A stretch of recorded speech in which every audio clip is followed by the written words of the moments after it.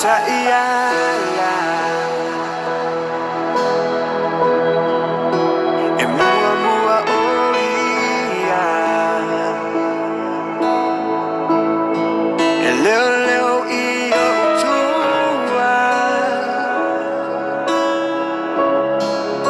atoa mauluma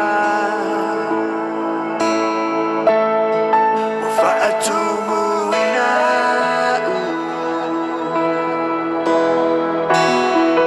Tama sua sua la uipu Ufa au uina la ulu Yesu au Oh, hallelujah Hallelujah Oh, oh, oh, oh, yeah, oh, Baba Love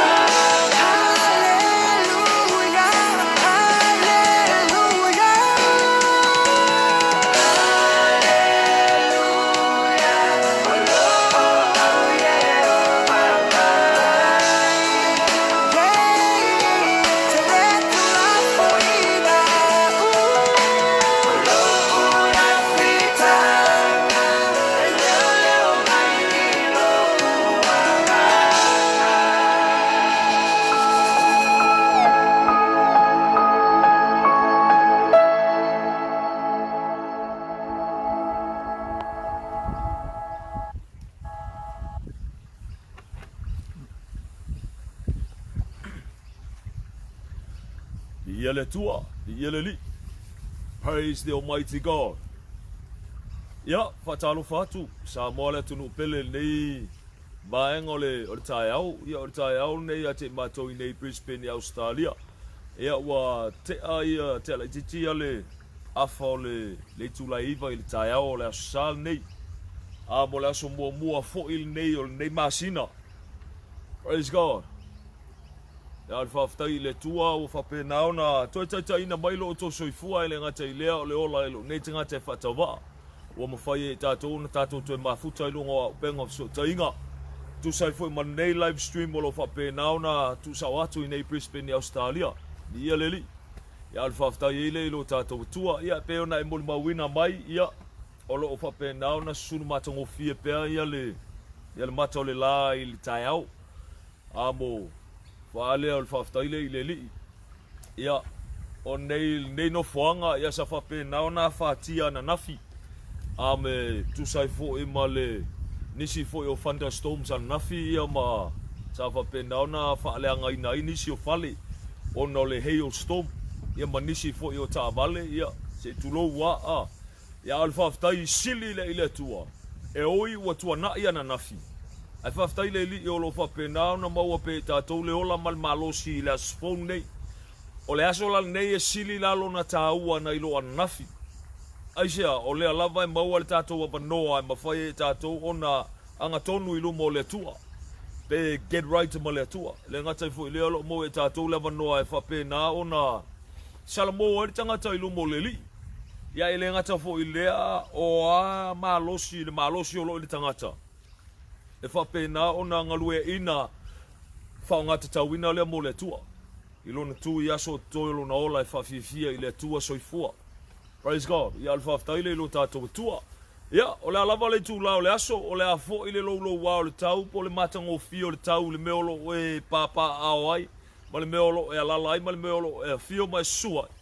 Al whaftaisili le lo tātou tua wai, ua o tauina le o langa o le tangata, ai mai se le tangata e whapena o na alofa i le tua, au le tangata fo i ua sila fia i le tua, le ngata i lea o le atali i ma le afine o le tua, ua o tauina lo na ola, o le alea, o le comfort zone o le tangata o le tua, po le ale pangatia i fea i le tua le tino, ala e toa fi le mupe le loto, aisea, langa o lo na ola o lo i ao o le tua, ia leli. So pe mafue e la pe lo longa a fa o le arko inga fesoa inga o le tau o lo fa pe na ftaya i martangata. E fola walanga luenga le tua. Praise God. Al fa ftaile le tua le fa mauni lo na lofa. Ya te tatou ua fa pe na na ia fa ali mai ya ke riso Yesu. Le ua fa pe na tatou o ai fo il ne manuia. Ya o manuia fa le nganga. Ia leli. E o iala e ngalua fo ile tua tātou te maua manui o le tino. Ia alanga ele o mangui o le tino e taulanga ia le tātou folonga. Ni ia le tua o anime o tātou maua. A whai e te tulo ua o le ale ngaluenga o tātou maua. O a fale o tātou nonofo ai. O a taabale o tātou maua. O a fo ilava lava o whapena na tātou o fuina. O a mea ai o fola sia ilunga o le la o ai. O le whaftai sili le ile tua. Praise God. Wai. Langa ele o mea le tino e whapena o na focus i ai tātou. Pe kauna i erka ko mawhawhau. Aisea langa ua o tauina i tātou. Tā ua tele tātou o la whale anganga. Le o la whale anganga ina ia whapena o na tamau a inga ina ai. Ia le o la o tangata. Inga ia whapena o ke pakaula ia i le tua. E sili ako manguia ua ka penga inga i le tua. Masaungi i le tua. Mo oe mau i le aso e whapena o ka whafsanga i maleli o le ola. Ma whai e ka ko kufanga whailonga. Le ngaka i lea, e maua mai ele tau i le ngaruenga le tangata. Ele me ele sao, i ele ngaoi ele sao fo i ele ele. Praise God. O whea olo i ele tātou tau i olo o whaatasi maleli. A o mea o tātou maua i le tino. Whaftai i le tua i mea o tātou maua. Ai ele o mea le tino e taulanga i ele wa ai o tātou. Langa o nisi o whapenao na whai whaatau tabanga. Wakau vai i mea le kingo. Peisea i a le maua sau ka avale fau. Le ai sau whale fau e ke ngofo i se kurou. Ngai whapela ia lea ele o iaile tua i lo wolanga. Le ai. O mea ngai whasise inga i o tātou mawhawhau. E ei whaupunga nisi whai mai a le tamau a inga o e le sau kupe. ele ai sa ngaru ngale le e akangia mai ele o yai le tua i lo wolanga le ai ele ngaru e fa pena le tua ai o le me o fa penga nga kaula i le tato va ai ua ko singa nga i le lo tole tangata ma fa penga o nga fa se nga a o le fa maoni o le lo fo le tua nga ia fo inga mai lo nga lo pele ko kas praise God inga ia fa penga ele ngata ina ia la via i laulangi ai ina ia manuia i societasi ia tama ile tula le ina fa pena na fa tua ta ton talia oia ma fa pena ona suia lo na olanga ia fa tanga ke riso Yesu i lo na soifua mo lo nola vi ia leli ia fa taile no tato tua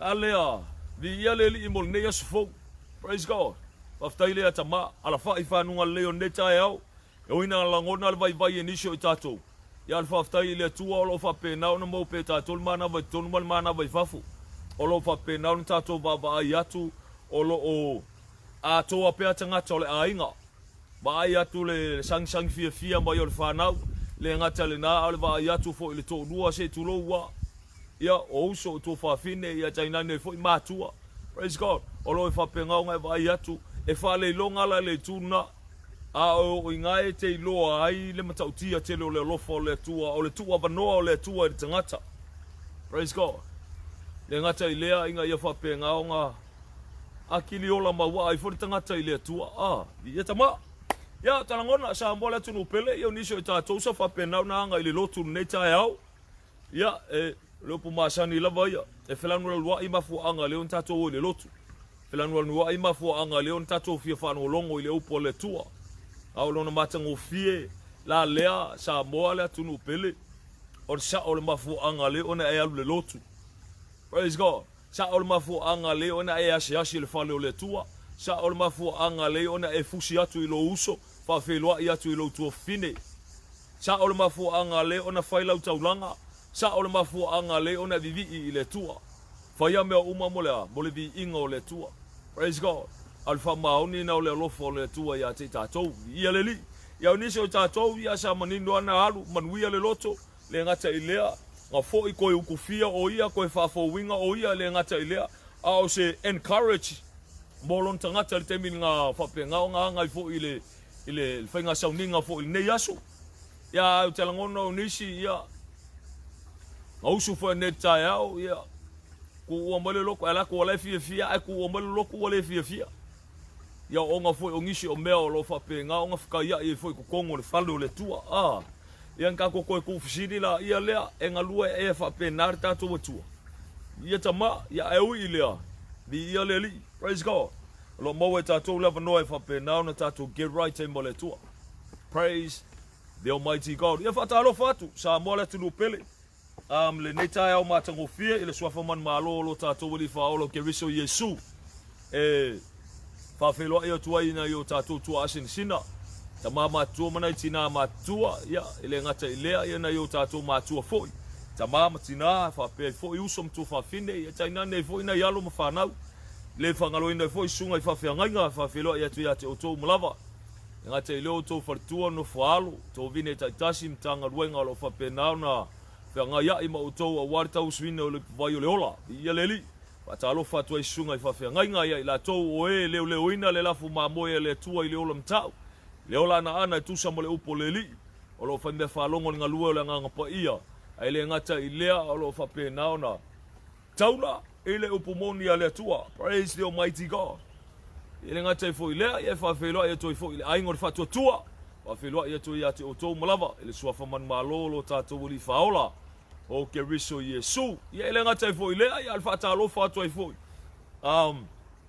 ile auso so mato ministry molo fa pena na maua mai ele tatou fa salonga ele sunga le awa o mal fatua ia maftanga fo mai au kilani New Zealand ia ele ngata ilea ia sunga fo ti akono mal fatua ia mal maftanga mai so tatou tunu u pele o Samoa ia tama e fa felo ia to ia te o to malava ia le tua ia le li ele ngata ilea ia manisi fo ia le uso lo fa pena na maua ia tatou fa salonga ia li ia le fangalo ina fo ia pa anga masani fo ia le tatou por kalame la to wala to filfili fo ai mun mutai ono le upo le tua praise God e le ngata fo ilea ia ma le fatalofa fo initial auso lo fa penao na ngafa fo i ma le tatou po ina fo i o le tatou live stream ia lo fa penao na matou mafuta il nei tula ia le li ia praise God ia le o le fa taile i lo tatou tua ia le li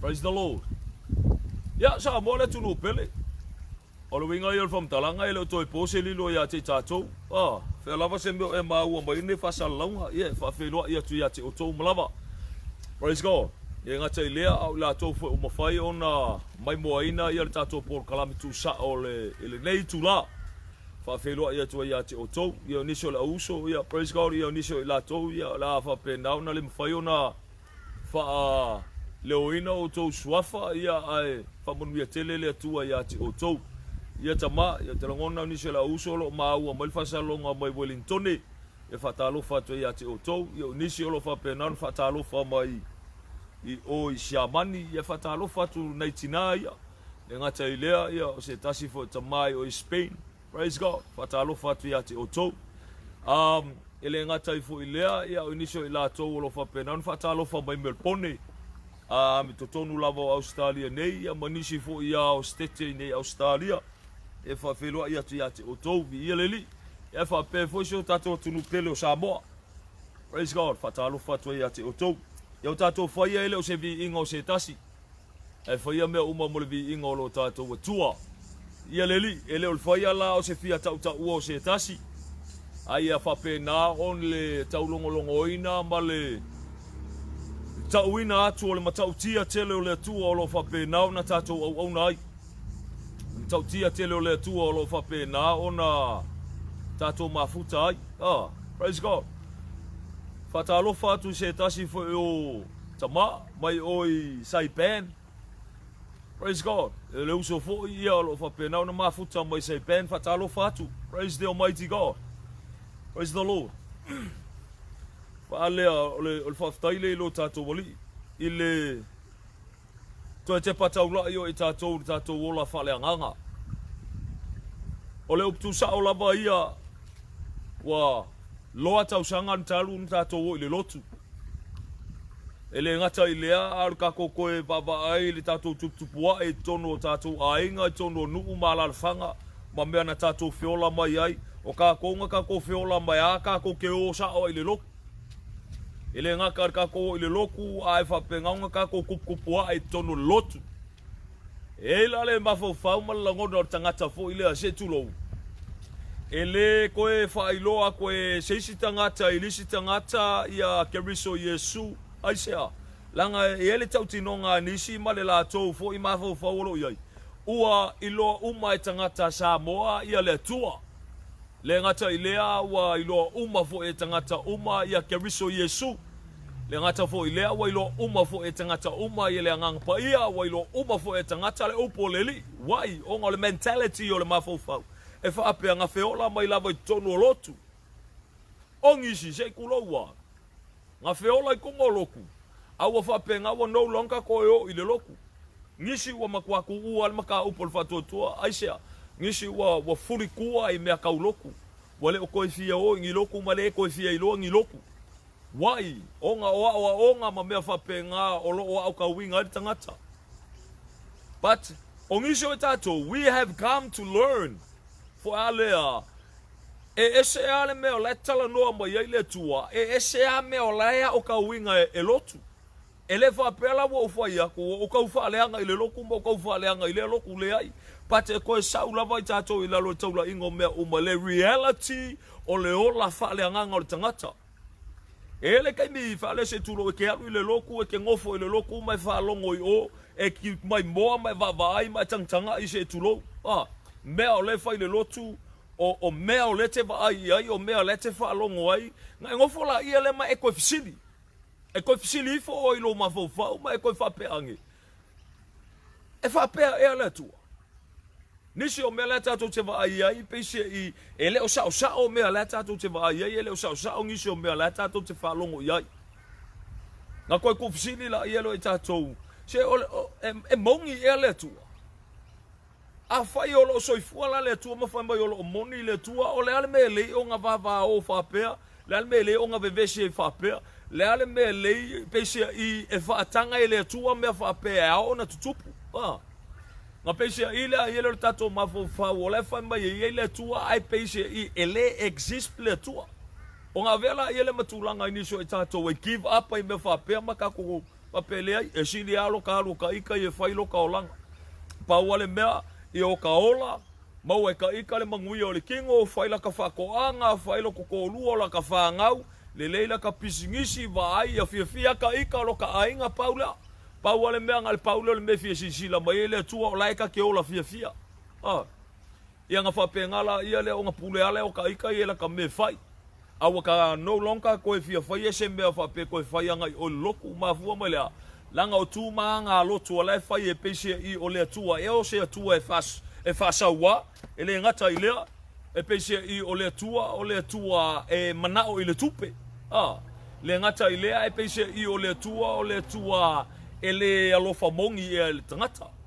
O koe ngā questions la ia po koe ngā whafsili e ke le ngā aku ngaru, o le mawhau o ngisho i tātou. Ia o ngisho tātou. Le mafua anga le ona lu le lotu ia onga ola ia langona ma le mafua anga fo ilea aka alu ile loku ia lausisi la mai fonga o le tua ia ta ita le woka laku e vakula ka kapo inga ia te ia vakula ka kaulanga ia te ia matulanga fa pea ia nga fa pea ila ia le ka ko o sa onga le o le mea ona fai o le tato le lotu wai langa o le mea le sa fa pe na ona fa ilo ma tawina tato e o tato tua o ile loku makako wo i le loku fai mea le loku ma whapenga o ngā awange o kako leo i le loku.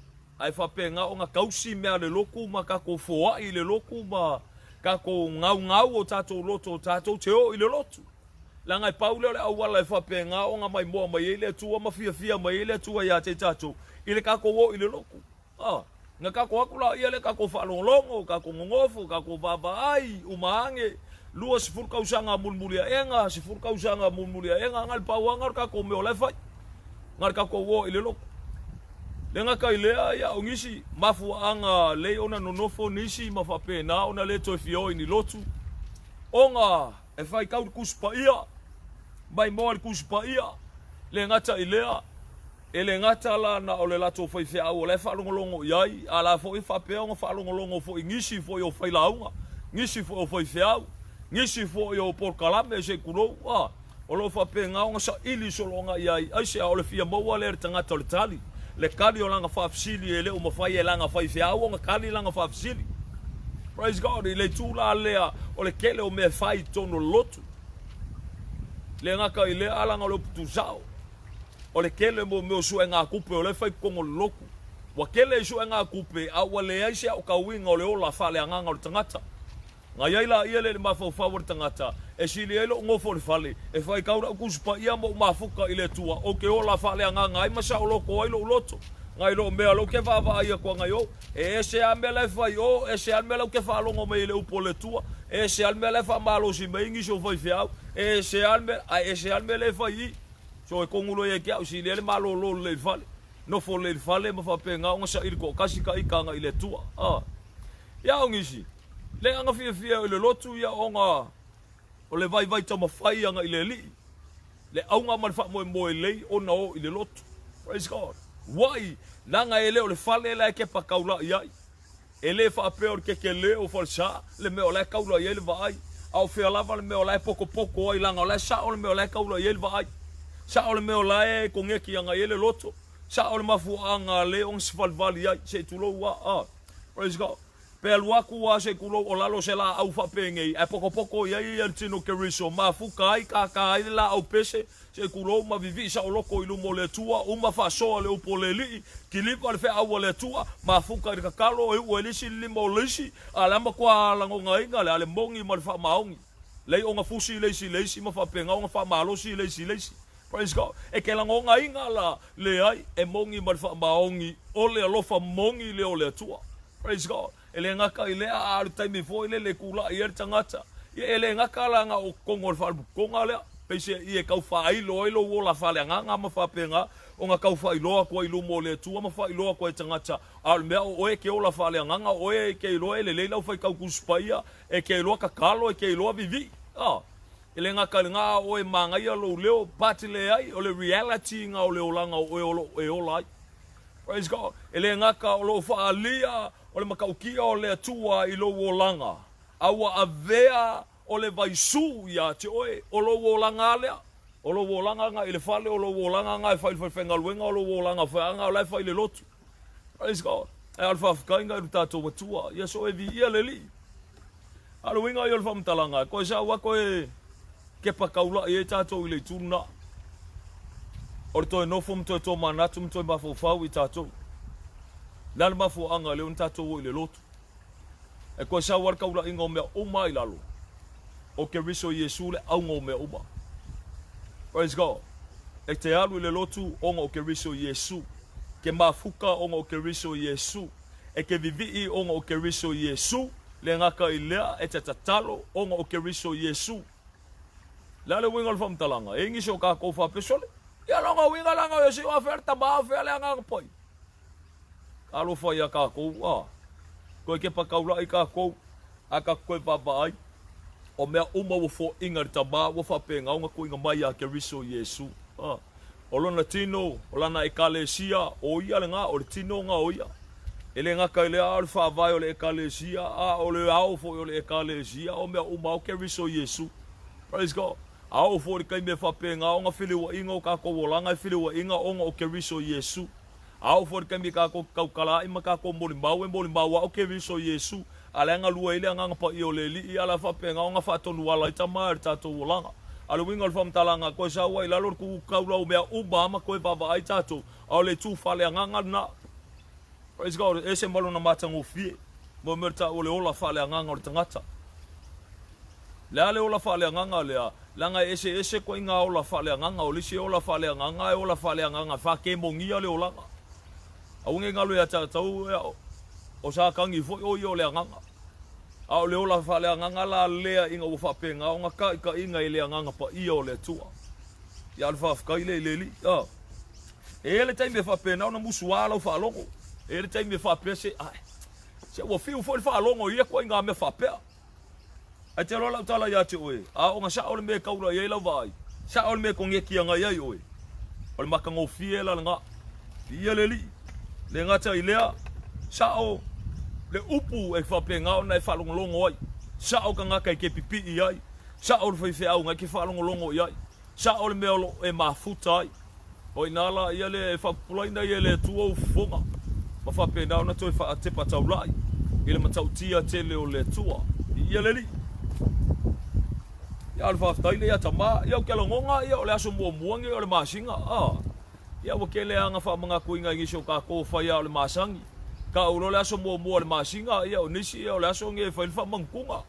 Ia wala e papa e fo ilar ko kele. Ia le tua pe whapela e papa e. Ia e a whape ka wakangia mai ai o lo of pai e whape ka wakangia e la wamio. Le ai ia pai e la wamio. O le ala le lango o lo ofo e whaise kulo al me piko sile o nga kaua. O le whama maina po le purifying o tatou loto. Ia e whape i o nga whama maina o tatou loto. Ia e le whama maanga i kako lava e le whama maanga le kauanga le kako o le loko. E whama maina le alinga wa i le upomongi e le tua. Praise the Almighty God. Ia le whaftai le lo tatou matua. Vi ia le li. Ia o te langona ne tae ola whapena ne tatou anga i le upo le tua. Tatou whanngolongo ai ma le ngata tatou whanngolongo ia ese i o tatou mai moa whale anganga i le tufu i le o le whea le mea o whata oto ana ia i le tua lana Paul Kalame mo oe mau. A le toi whanguina fo i o le upo le tua ia te tatou. Praise God. Ina ia whapena o na sa o le me taula ana ia i o tatou loto. Ia le li. Ia, o le manatu au tufo i o le nei tae au, ia o lo whapena o na o le ola fia suia. O le ola fia suia. O le manatu au tufo na o le tae au nei. Praise God. O te langona a kako kele ianga i le upo le tuam whai kauinga. Ia o ngai ka kia whaale le lunga ia le whangale a kaunga koe o omi ma toi tantanga. Ia inga waka kia ngā le tatou tusi whai tau. Ia o kako kusi whai kaunga wa e o tusi a kaltia mta po ono. ia ngal kasi fo ia fa ngal ngal foi upo sumal fa mar foi upo sumal lima to e pupu wanga i bawo ngai au mai ngai fa penga o nga kaida ngai ai le upo le tu ne cha ia pate to no fo mai to ba va ia ngai le tu le a cha tu chele ia ngai le upo le li ya oi tato o to tele o tato e fia manga o sui o tato wolanga vai le lava o la polonga i le meolo e iai e ngi so ka kou o le kele o kala ka ngaka foi mai a ka kou e a fua mai o nga o tato wa mio o ka kou la wa ka kou le ko fia manga o e ko e ola i le a mio nga a o fia sui a lo ka mio e la kai mi fa ale le fai e tato ko nga ka kingonga fo i le a o tele ana tato fai le amatanga o tausanga la fa i ulus kausanga o fokua i mai a lis kausanga e fa pela ka ko po lafo o le new resolution o le olanga oe e fia sui alo olanga e ngi so ka ko e mafakia o le uloula mafakia o le mpia mafakia o le addiction ngi so ka o me fa fala o fa sai e ia ila langona deep down tonu ya te oe e fia sui alo olanga a le ke kau mafai e fai se au wala inga ia mafai e o nga ku ule mea ia ko kele ngi so ka ko e ko nga me vesi kulo a ve ia la ula fem fa ka inga a ka mafai ngi ka ka ku ula nga ula ia wa va ia ku wa ai kele ele nga ko le ai kele a wa fa penga ko anga e lamur pur kam a fia ula ai pur kam ia umbar sumbali al pur kam se kulo ia ko asauris pur kam wa ka mo fa yesu e solo au wala inga ia distract solo ina ma fo fa au nge ko e alu ma fo fa le mele ai se alanga la wa ia le loto ma le ma fo fa wa fia sui alonga olanga wa fia lu ese mai male amionga le ia sui si au wala nga ke fa inga ia fa pe nga ile nga ka olanga ia sacrifice o le fa alea o le ku o le nga mea o le ma fo fa le ku fo ile le fia se fer se lengi wa ka kele ka wo skaleki o le mafuanga nga le nga o irunga ka wo skaleki o le ka mafaile o le malo inga ia ku ule ula tangata a wa le mafaya i wa akire nga ula ka ngaka ai fa le lo ngai me o la fi mai e ku nga ke lo la kala ya te oe sa mo le tunu pele o le majority o le akungu pau nga o le ku o le silia nga ilunga ai le ka mau ai nga mau le akungu po le economy ala ko e mau o melo skaleki ma le pia so le mafuanga la ngai fa mai la ko ai fa le longa ai o la su e kupe nga i kanga ka la nga la ko ke ilo ele ma fa nga give up le ulo kanga ka ko kele ai se ala nga le addiction wa fa penga nga o ila a maulunga la ka e akili fo yanga ele fi wi kanga ka alu wenga fa mkala nga ko ikiki ala ila ko e ma fo fa le kuvre so ka kele skaleki la silenga ku ulo la se fel nga ku pe fa ka ul fa la wa ka mai ki ma se kulo wa a sa ulo lo ngai ku fa le nga la ngole ku fa le nga le a wel ma ku au ku ole por ka ya ngai pol ngai kula ole o langa fia suia praise god a ese molo na mata ngo fi ia tama ya wa nga su fa ka inga me nga ava ya ai e me ko fru welo langa i tato we mata utia tele ngiso ka ko ele ngupie le ula ia ai malosi le ku fo ile o fala au fasainga ia ngiso ka ko ele faia me nga ia ai malosi le ku fa le se kulo wa mole o le faia mio ko nga me fa penga wa avea o le vaisu ai fa le longa o le vai ngor tangata e la kai mi fo ile le fa pele o poka ko ele ia ska nga ka ele so nga vai nga Alo na matango fiela na mole olanga suia. Praise God. Ngai ko fusili lea. Olanga suia yai. Po ai suia lo ka olanga. Via leli. Alo nga makango fiela nga. Ole ola fou ia keriso Yesu. Langa o kali nga o fusili o tato. E fai olo nau malo manatu ane e fia sui alo olanga. E ui langa kako uoma kako fewa isolo isu e masu e ange o. E ke lore kade ola fafsini. O ke riso Yesu e fa penga o nga mafai o nga fa fo winga ile olanga o tangata. Au ngisho kako wa give up mai le lotu. Ngisho kako wale koyo ngiloku. Al sili. Afa fe ala mela ko e ka mai fuala Yesu o awa ule ko kan kongu ile tua. O ule ko alu se loku ale langa lenga wala ku le loku ole upu fo nga fai nga ke biso Yesu ai peka yange nga wo bol mawinga mo vai me fai le loku ule ko fi alu se loku wa pur off ya ule alu le loku mafu mai la o me ole fai le loku ale fo ilala ko fa manga ku mai ma ko ka u mai al me wa nga o Yesu su lo ka se wa fi o fo fa lo ngol ngai ku wo fiu ke le loko ele su ya lo wolanga Paula me o ke ala ko ke sa o loko mai lo fale o ke o loko a kilenga ele fa ma inga ise avenga wa kilenga ma fa ku avenga ya mai ka lo fa ya ka ko wa praise God ala ta wala le wai langa like alu se ku lo wa ele o sisi ku langa like alu ile loku o le o ka winga o ele loku ala me o kupu ele ala winga o e ke sa ya ke riso Yesu ele o fa kanga inga ia ke riso Yesu e fa penga nga sa wa e mit malo kangaka ni ele li aisha langa me o ka ko masangya o le upu ale fa sa le loku le ngaka ke sa le loku e fa penga ke fa maongi ke le loku fa maongi me fa le loku ka lo fa ia ka ko ele ora le loku su ia lo wola langa o kangaka ngo fom fa ele avenga mafa tangata au Yesu ke riso nga ke ave se inga le avenga mafa ma ya te oi. Praise the Almighty God. Alfa afkainga tato wali. Di ia le tua, di ia tama. La tato anga tato tusi fai tau le nei tai au. Kartia na tau po ono, le fai po suma fa se fa ngata mo le fai po suma lima. Ia ke la ngonga nga wa kingi la fai tau. Ya usi la fa fango la fai tau ina. Awane yo mita I se mea. Tau lava o sa tau alo tato wali o Yesu Keriso. O ia ua fasa tau ina ile lalo langi a tea. O au fo ile lalo langi. Awa ele au ngale peritome. Po le peritome ene. Ie ua ia Keriso Yesu. Tau lava ina ia fafo wina ila tau. O usi lau fafo ngola u fai tau wina. Awane ia o mita I se mea. Tau lava o sa tau alo tato wali o Yesu Keriso. O ia ua fasa tau ina ia u le lalo langi ia te au. O au fo I le lalo langi. Awa elea o ngale peritome po le peritome ina. Ie ua ia Keriso Yesu tau lava ina ia fafo wina ila tau. Ia leli. Waftaia I leli mo langa upu. Praise God. Famunuia le tua I o tatou loto ina ua whapena na tatou whaita wina lana fiong paia.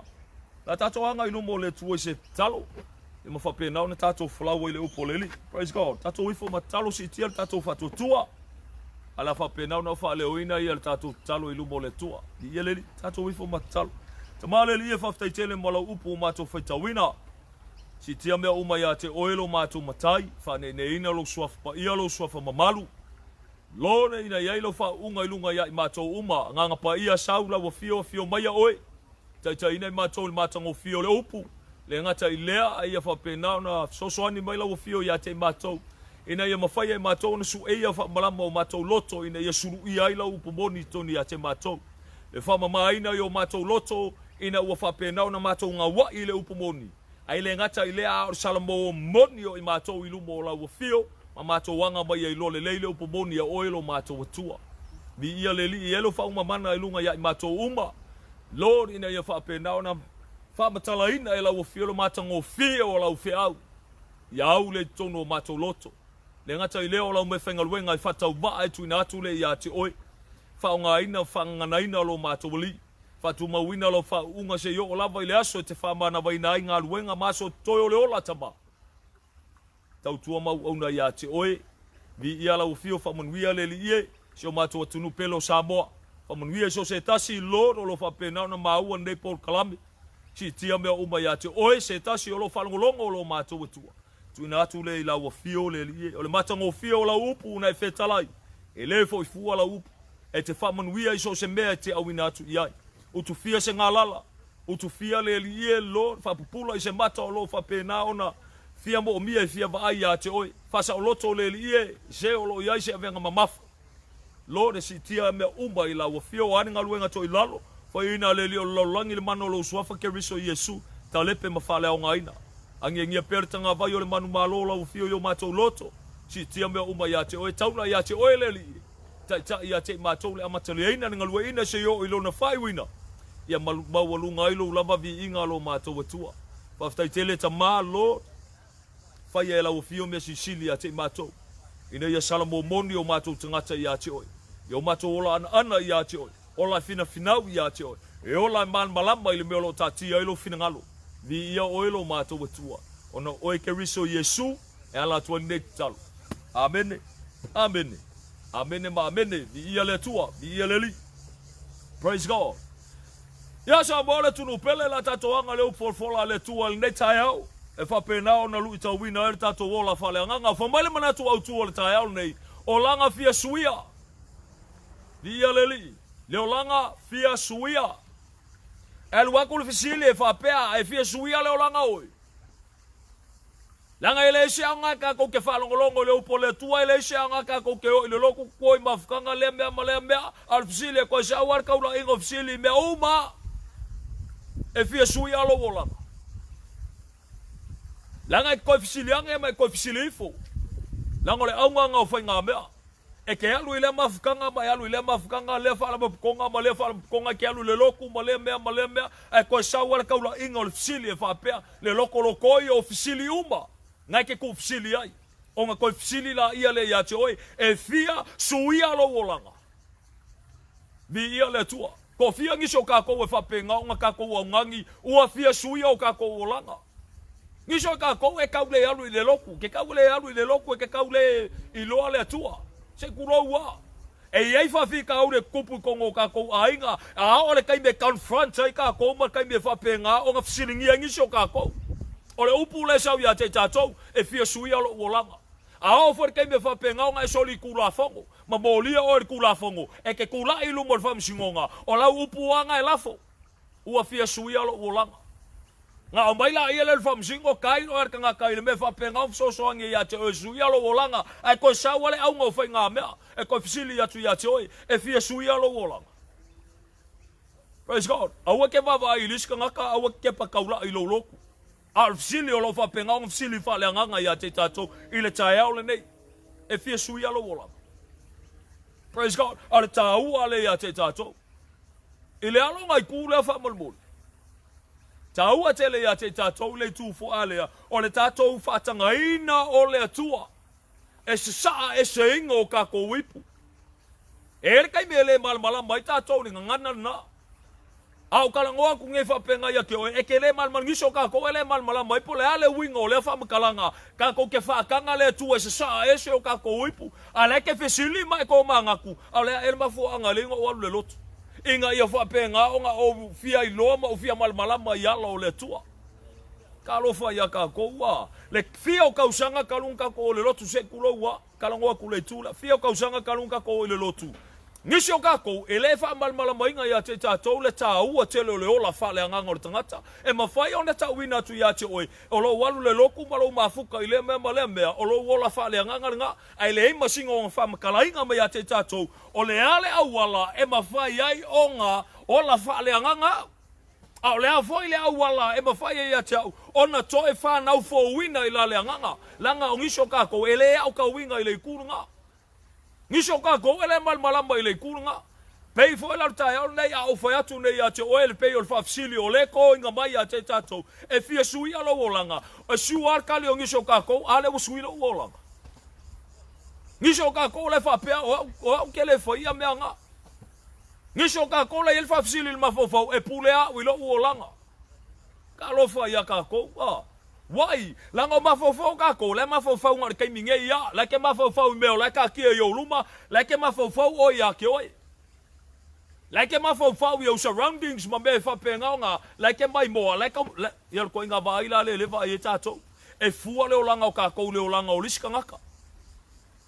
A ua le ai masisi o ka ko se ko e kua, ma se ko mai moa nga ile tua, ma fa penga ka ko fa ko ile tua. A faila e mongi ma fa maongi o lo soifua oi. O oe ou le kalesia, o oe ou ka ngaka ngeilang o masangi ngau kako. Se kulo ua kako e va ilo al fai fea. O ngisi o kako e le fia so au ka for fai fea.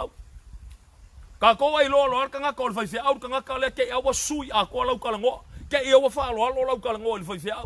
Al kai mea ke le o ilo al fai fea ka ngaka lea. A e se le alo lau kalangoa. Ua makwafa filongia a ko lau kalangoa. Ale moment I mention le ka ngaka o sunga al fa fea ngainga.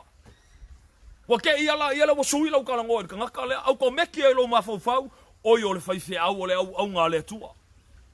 O inga pe se ia kangia mai ai, olo o iai lo malmaanga, ile me ka o le tua.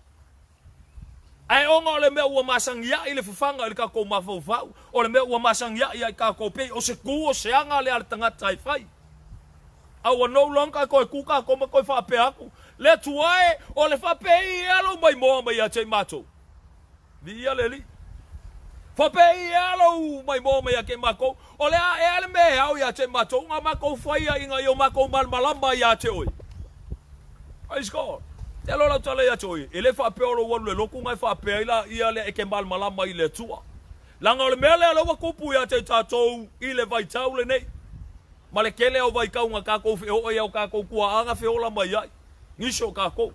Ai le o kako uma. Ah, se kulo ua. O le alu i le loku. Ma fa pe nga fa makalainga le mea ma le mea ai te lola tale ya choi. Wa kukusa lo wa le loku ma lo le alu se loku. O la wa mi o ale fai ile fali. O la wa mi o anga le fai o le loku. O la se kulo ua u fa fa ngofi. A fai o le kuor kingo le ke ola. O le kuor kingo anga nga ke pisentinga i o le loku. E kukusa wa le esonga ese seka. Pa wale mea wa ese ai. O le loku. O lo fa pe nga fai ai vi inga. O le loku. O lo iai le fai fe au. O lo iai ti akono. O lo iai le au. Ele ngaka le ngau au fai pese la ngofo mai o. Fakulanga mai le mei. Fakulanga le mei. La ku met piango i o. O la ei. Pa wanga le mea. Wai o kongo le fale. Wa ese le fausia inga. O lingai fale. Wai vai a koe ki o aka foi e keu foi lele. Wai vai a koe sa kaulo kele o le ku mai o. Ia o ngisi o loko ke ala koe lai ngai whakanga kai kuko. Ia o mea whape ngai ke lau vai e kongo lo fale o le ke ngofo ai. O i ngā la ka kou ke pesia i. O lau a ese alunga ngofo anga lau ka kou o ai. Nga ka kou ngofo la ia le ngā. Wai ngofo ile ngofo ka ngaka loku. A o lawa mio, ele o suia lawa mio, o lawa mio anga e kasi, o lawa mio le fai fale, o lawa mio foi nga o le fai i. Ile ale kula kala ngoko, ile kuor kingo. A vai o le ke pepelo ile fale, o lawa mio anga le fai ile ke pepelo i. Ai pa wale se senga langa ese o fale o nga ke ia. O ilo fale ke relax ma fa penga ku o vai lungo le lau pe fa ku o vai lungo ngofo mai maka lau kivi. Lai ke kalango le mafau se kulo e fa penga fola loko a paula le se senga wale ku o vai lungo ngofo au fa penga wa ke ula ngofo le nga kar ke ula ngofo o nga le kilo fa aka o nga ku ila pela we malo fusiua e fua a ko la va ai ile olanga o liska ngaka ka lo fa ya ka ko nga e alula ai ale nga ala ku o le mela le lo ku pu ya ka ko ele ya ma se senga lo le loko malo ngofo le fale wa kukusa. E foi o loka waso fale anga yo ale fe ke ka waso fale anga i a wo fia ka usanga kalunga ko ile loko. Praise the Almighty God. O le mafu anga la le onga makeva solo le o ka ko. Fesasia i solo ka ko. O le mafu anga la le onga ukufia yo ka ko mafu fau. Ka ulavo ka ko ile loko ka ko malmalamba la ile tua. Al fisili o lo fa pe ofisili ko ya ke o e fia sui ala vola. Vi ale li. Aisea, langa leo langa fia suia. O le mga ku au ku o le ason ngai. Di ia tama, ngai koe kufsili la ia leo. Le mafu ala sa o le mafu anga lenga lelo. O lisi o kako, lenga ko le loku. Kako ke fia kakalo ilu mo le tua. Aisea, langa le maigisi o kako kako ainga. Lenga ka nga wa fiwa ke o la makiva. Lenga ka nga o lo mai. Le mafu anga le on kako le lotu. Ma alu e loku nga pesia ile ke avaku si kia ilu mo le tua, avaku le fai fe au, avaku le au loku ngofu kakalo mai mo au fa mole. E fa le longa sa mole tunu pele a olisi ya kava aya nga o le fia sui o lo wolanga. Wa ile lava polonga ilo mai. Wa ile lava mafakia ilo mai. Wai, langa le mafofau ka ko la yai, le moment e kai le mai, pa wal mele la so e umalo le mai o kilo. E ke oki la, ale ke kilo, ele nga ke kilo ya ke oe wa va ko la ke kalavou. Le nga ke va ya ku shau fanga wela iki. O ka ko se kulo wa ka ko uma makua ka mama kinga. Ele ai ya ma se kama po se kinga, ele fia va ai la nga fanga ai fa ai poipo. E fia va ai la nga quenturen, ko nga me fa penga. Ele fia va ai ya ku se kulo wa, ye uma ma fo ka ko makua. E mo feoki ka ko, e mulmuli feoki o ka ko walo ma fanga. Ka ko kele fia vai o la falolo ka ko fanga. Se fa au kala ai. Ya me ole kaulanga yer ka ko vai. Via leli. Alfisili e fia sui alo wolanga. Praise the Almighty God. A vaila e fia sui alo wolanga. E ko fisili akula ya ke oi. Ole ale ko ai nga fia sui anga ye lo wolanga. Peke fia sui mole lele o pek fiki oi. Peke fia sui inga ya fa penga nga vi ia ile tua. Via leli. Maka ngofia nga e ka koi kilo e fia sui alo wolanga inga ya fa penga nga suia mole pek fiki oi. Pol me fa lele e vi ia yanga oi. Kau yanga oi. Nga o vi inga pek fiki oi.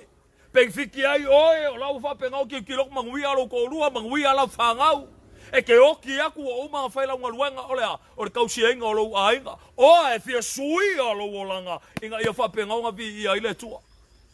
Praise God. Langa ese, ia awala e fia sui ile o langa o kangaka. O lisi e fia sui alo o langa, alai ola i de kingo. O lisi e fia sui alo o langa, e fia ola fa le nganga. Koe wakula i ele o lisi mbanga o le fafsiri.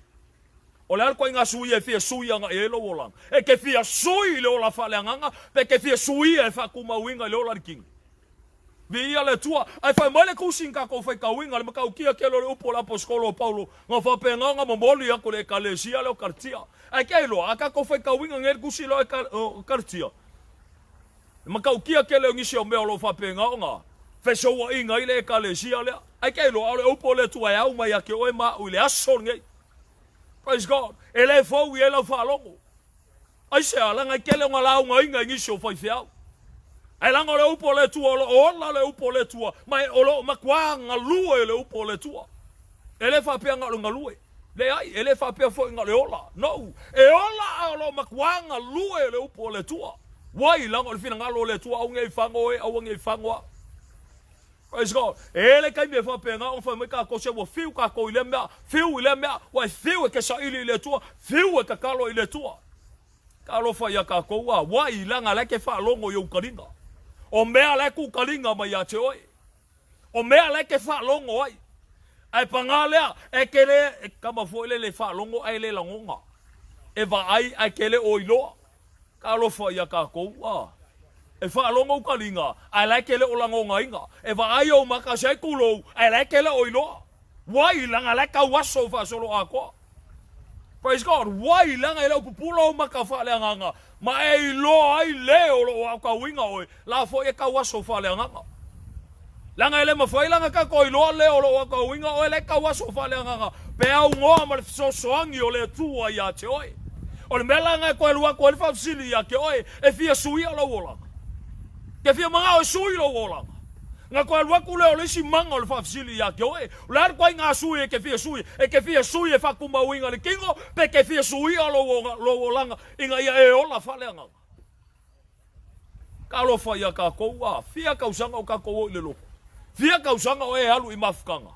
Ai ko sa o la lo le popo nga pa nga kia oe. O wale banga fia sui lo wolanga wa le lo pola wala sui lo wolanga.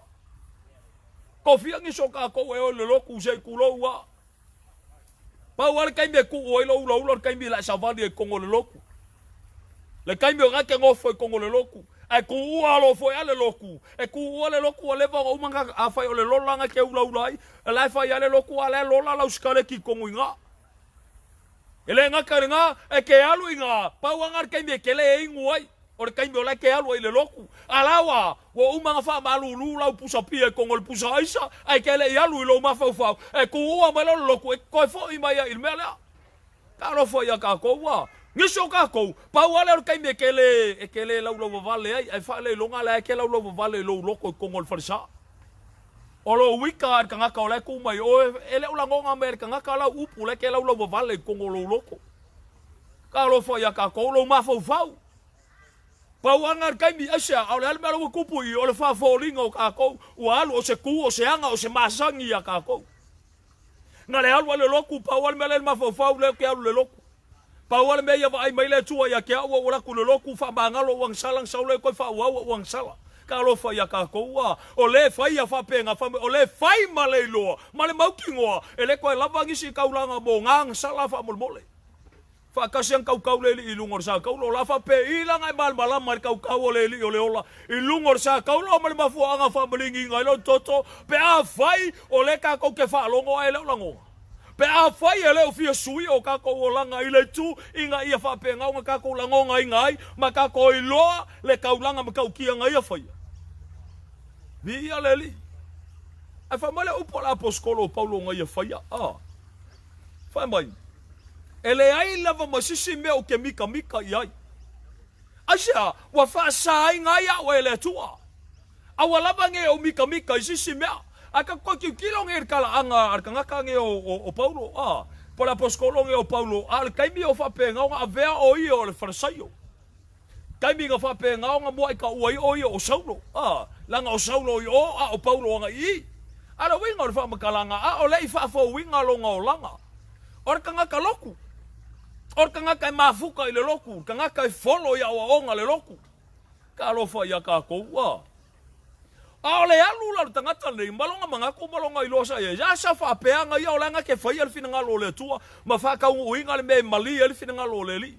Ai peka yange e sa le awala o langa lue mai ia i le tua. Ale winga la whamakalanga le. Kele o mea nga whapenga o nga whaali e le li. Ili kaimi ua whapenga o nga whanga ufo winga i longa o langa. Nga koe saula i lor kangaka ma koe whai mailanga upu. Lele kau kingo elar kangaka i kongo il kusi le nen ka koe whai kawinga. Wai e fo pide le tua nga mika jisi mea. E kau lavanga o ele sa kaulo ke liso Yesu. Kau anga le maka upu o lo whapenga o nga whafangu i longa ola ma whamangaku ma ia teia o le mafua anga lei o nga sui ai longa o langa. E ngiso kako e whapenga e fia ngau ka e suia. Kero a whaftai e le tu ngiso kako wa suia o kako o langa. Lenga kako kariinga le whafsili i oe e fia sui lo o langa. Lenga e koe kalia li si manga le whafsili i oe o ke fia ola ma sui longa ola whaleanganga. O ke fia lakalaka i le tua mau fia mafuka i le tua. Via leli, ese mali makango fie, ngiso ka ko la kilo le ko la ka mu fai yo e fie suia lo langa anga saula ia le wa kali fsili mo mua. Ale ke stak el fsili longa lua. Nga ke ku inga, la ke ma fo po fele me ole ai filfili. Ale wa kilo ele siku, e ko kilo ele siku. Le ke va vai le ku workingo. Ya se ku lo wa inga ko ngale la o nga ele angol or ka ko maka upo la songe. Por fe au le tua ile songe. Leke kule o ngā kongu. Praise the Almighty God. Nga kilo la ia la malano po la poskolo polo. Mea le ia masisi ame o mika iai. Pamai o ke mika ile sa kaulo ke riso Yesu. O lo whapenga o ngā ia. Wa whauka iai. Lai whasa kaulo i ngai o ia. E ke riso e whasa kaulo i ngai o ia. Ile manga o ile lalolangi. Male manga o mai o lalolangi ia te ia. Praise the Almighty God. Al whawhakainga i le li. I le kūla ar tangata, o lai manga o sui ar kangaka ua ngai loa, o sui alonga o langa i le kū whaleanganga. Le kangaka le ua kongeki anga i le li, i kangaka ua mafuka ma le li, kangaka ua whapenga o nga lango ngai ngar whina ngalo le tua. O lo whapenga o nga mulimuri kai, e kū yaso o kokoi o longa o lai whawhiawhia i le tua. Malo whapenga o nga kamu whai whakafe, pere manguia la ma whai loko i kangaka. Le ei o le tua sa o a leo, lo ke au nga iai. E ese mai ma le tua leanga whalongo iei o karinga pe or kau kingonga kangaka nge o yopu. O tangata ne o yopu mkaupu e whasuma lua ar kusi ele. Tangale kua le mkaupu muli ar kusi o yopu. O inganga whai ele kau kingonga yopu. Le makau kia kele o langa opu nga lafo ilumo le tua. Mai langa kalang whai ilumo le tua. Nga e whai mai a ke au ia o whalongo ai ke fisili.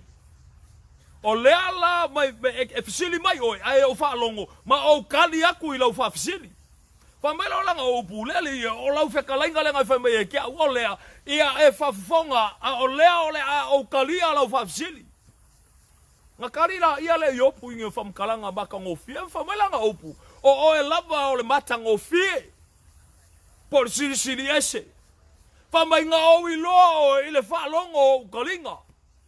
Ai peka yange inga ua upa ai ake o maui lo e. O lea ua o saufai e lalo. Ma whapenga nga.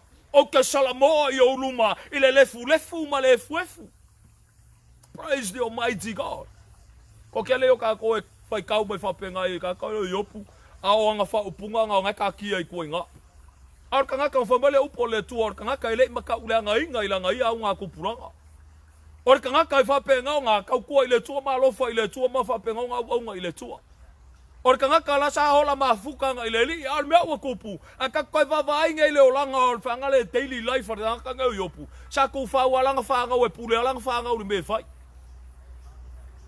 la sa ola yopu ilonga mangaku o ia le kangaka e whaia ia le mea whaalele e a anga sala langa whangau e whaia ia le kaulanga i ngai e whapengau ngā whamangalo ai langa whangau ka lo whaia ka kou au ngisio ka kou lai whapenga kua ka kou ala ma whangau e kou whauala kou e o pele fia o mai aloku o pa o mea o lai avea oe ma whakaikainga ai le se ngaluenga oe ke whau kua i e whangau langa ka ua ka ko ke kakalo ile tua ye sui al fangau but at that moment oi fai al picolao e ke fau kua ila fangau ka lo fa ya ka ko e fai picolao o ka ma markinga e fau kua al fangau al men me o ko ngai fai se lenga ka ila asia langa la wa ilo asia langa la ke ilo sel me la fai o langa ke lo fai wa ilo wa realizing oi ke manga sui al o langa o fangau e aka koula o ile loku makako kakalo ile tua ma fa aku le tua ma fa penga siki ale ia lo fangi al fangau ma fa penga ko fa fo I mai il fangau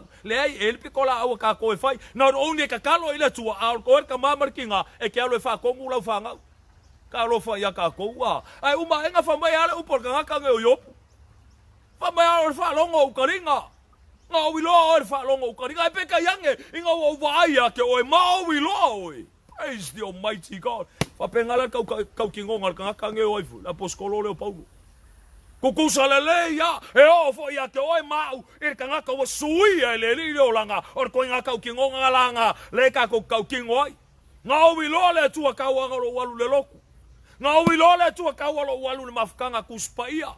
Ai o kele I loa o ia o kele I lango ngainga o ia ai pe kai inga walu a feko ai maleli walu mafuka maleli ma fa pe nga o nga fa ku le tua ya tio ka lo fa ya ka ko le ko suya a ko e arka ko kau kingonga ai sia langa le wa fa longo ka ko kalinga malango ngainga longo si ufonga wa vai o tato mata mutato I loa o ia le ai o ia o le tua moni e totasi o ia o le tua e fua o ia o le tua e paia via le li o melanga le ngau e o tatou loto inga I whapenga nga whakuma winga I whawhiawhia I le tua ai o le mela le o le wakupu ya ke kako o le mea ua tupu ya te tatou ua masangi kako I le o I le loku masangi kako I le whaikau masangi kako I le whalongo o le mea wakupu ua le langonga inga le tua ma le ilo le tua o le mea langa le sa waingi so kako ua au sia le fisili momua e fia suia lo o langa a le staki I le fisili longa lua Wale loa, le la filfili po fel me ngau ngau ngai ai pe I le kingo po I le nganga o ngiso kako wa kukusa. O le olanga I o le olanga foi ngai fai I. Le la ve ngiso kako o le au fa lainga. Wa alu sua lua fa solo a ko me uma. Wa kanga ame ar kingo ko e alu fa solo a ko me fa le nganga.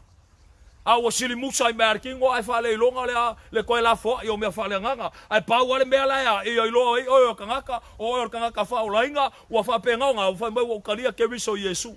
Ka lo fa ya ka ko wa. Wa fa nga o lungo o wa yer ko finga lungo o.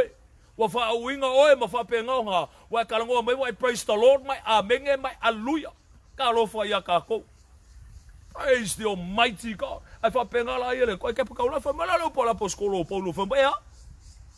Papai nga fo pida wele le ka unga mika mika le ai ngar kasia le ultimate sacrifice le li nga fa penga nga o lai ko fa ngo ya te tato ni so ka ko lo ku ele mal malamba le nga me pe ila le upu nga fa penga ko mua kwai e fa kanga le tu ele lingi ma sa ala wipu ni so ka go ele mal malamba ya fa mo la le wingo le nga me tau atale ya te tato o le fa ma wala lo tato loto fa maulalo ka ko lo ko salmo ilu mo le tua le ala ko nga fa maulalo fa mo le a lo ka le lo ke fa ya me ale tua o ala me ke ko salmo ilu mo le tua ka lo fa ya ka ko wa a o ngel kai mi ka ko fa longo ilongo si u fonga lango nga inga si u fonga le tua ke le ngi so me le ka ko ke fa ya o nga ilu mo le di ke le ngi so me le ka ko ke fa ya fa pe ka ko le suamali e suamali ya ka ko ai o nga ilu mo le tua Ngiso kako la fa pe o le malama ngaluenga ia kako ke faia ala mai mole tu le ai o ngaluenga le pauli uli le kako ke faia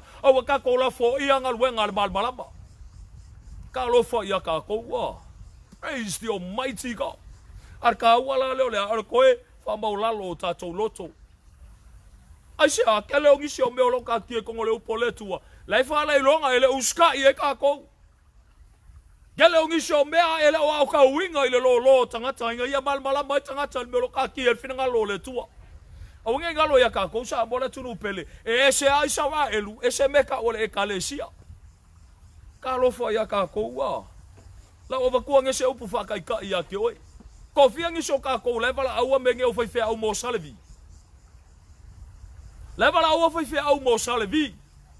O meka o salavi o ila ko e au ngai kongo le fale ka fai iko kongo o Israelu ele yengi salavi iko kongo le kalesia ai elo e fai ka ku spaia iko kongo le fenga yo fou iko skusinga e mai kongo le kalesia ke le mo o se taito salavi ko nga pa wa taito se ke vai ora apostolo o perfecta o le fai evangelia o le fai feau o le ao ti akono Talo fa ya ka ko ke fi fa ka wele se taito salvi ko nga ma fu mai sia langa ele kupunga ba ya salvi pe kupunga ba ya le vilos ka ulang sili le wa ka ko mulmul ka ai a o fe kupunga ba e kupunga ma le twai po sa yu ka lo fa ya ka ko ke le mal malamba el kuspa ya o fi ka usanga ka nunca ko lo ale ka ko ke fa langi fa fe au mo salvi praise the almighty God lo fa ya ka ko wa o le ma fu angala nga Leon ka ko fai lo me fa salvi yo walu fa solo ako ai ka lo fai ka ko no long ka ko ya ko ke pa kaula ila le o si kaula nga sirsin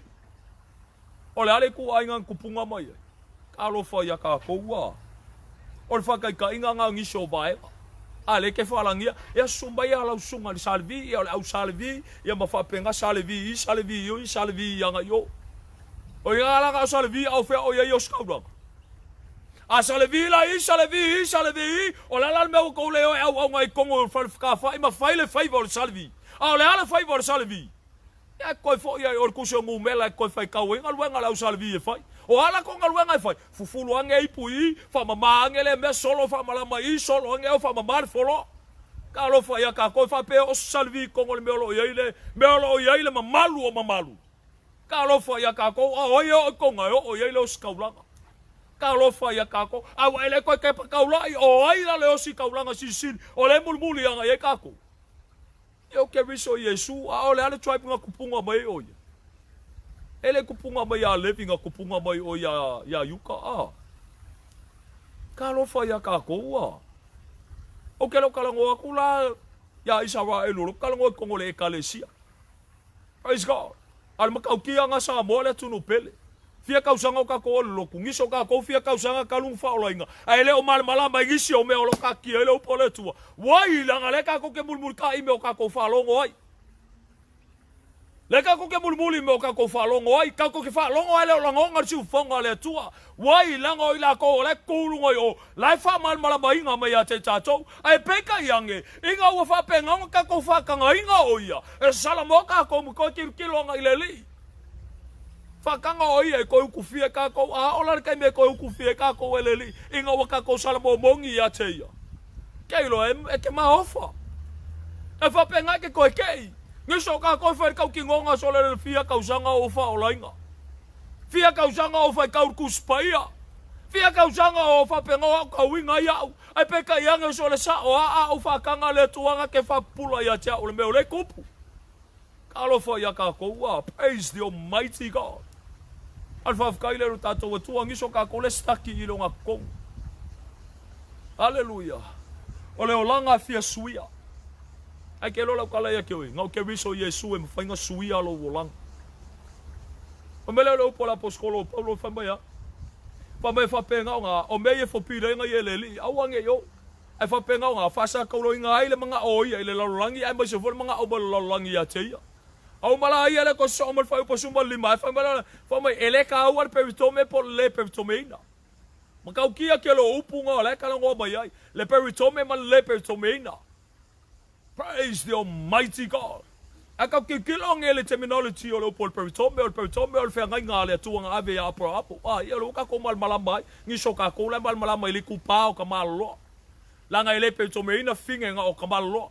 Ai fa ai lo ma ka ngia kuai ai se langa o le whengai ngā le tuanga ave a apo. Ai ave la ya apo ele isala elu apo la e pelu. Ka lo fa ya ka ko o le ka o le argentai o le yo o kai me fa pe nga. Ko fu e ko kongo le whengai ngā le tua.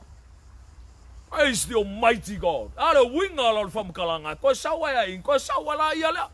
O le mela wa kupu, o le kausi inga lo la ia le o mea fa le lo. Ma fa pe nga o ka ko pipi ia ngai o mea le lo ku pe o an ku mai ia ile nganga kongo le kalesia ka mil ngai. O le mea fa ngang kupu le kalesia inga pe ka ko fola un el kuso nga luenga. Pe ka ko fa ka winga el kuso nga luenga fa mai. O sa loko ila ko o e nguese. Ngo o mai ele kala lei o fa penga ko moli mai kongo Jerusalem ai fa mai kala ila ko inga mai ila ko inga nisho ila ko sa fa penga awali u ila ko fa ko ku fa mai la ko kingo nga fa mai au mai makanga kanga inga ia pe ko menga ila ko pa wa le au wala fa la inga ila to o le peri to me no ila to ai fa mai atanga to le tu mai le tanga tande o pe teru fa mai lankala fa mai o ia ka ko wala ako ava fa mai o avenga nge ngale ma fa o ka ko anga ka wa le ma for kula fo ya o ia ka ko wala ko fa el kula fo lungo ila to fa solo to ine ke viso Yesu al kinga ka kia e ko nga al ki e fa pe lon ka winga la to fa solo to ine ke viso Yesu. Praise God. E ka ko i go nga ponge wa fa asa o ko inga ngi so ka ko Yesu Keriso. Ale me o kupu ko fa polonga inga ka ko e loku. Ngi so ka ko ele o kofo ile fa sa o ko nga mongia Keriso Yesu. Ala fa polonga inga e loku. O le fa polonga inga e loku o le ku o le kingo.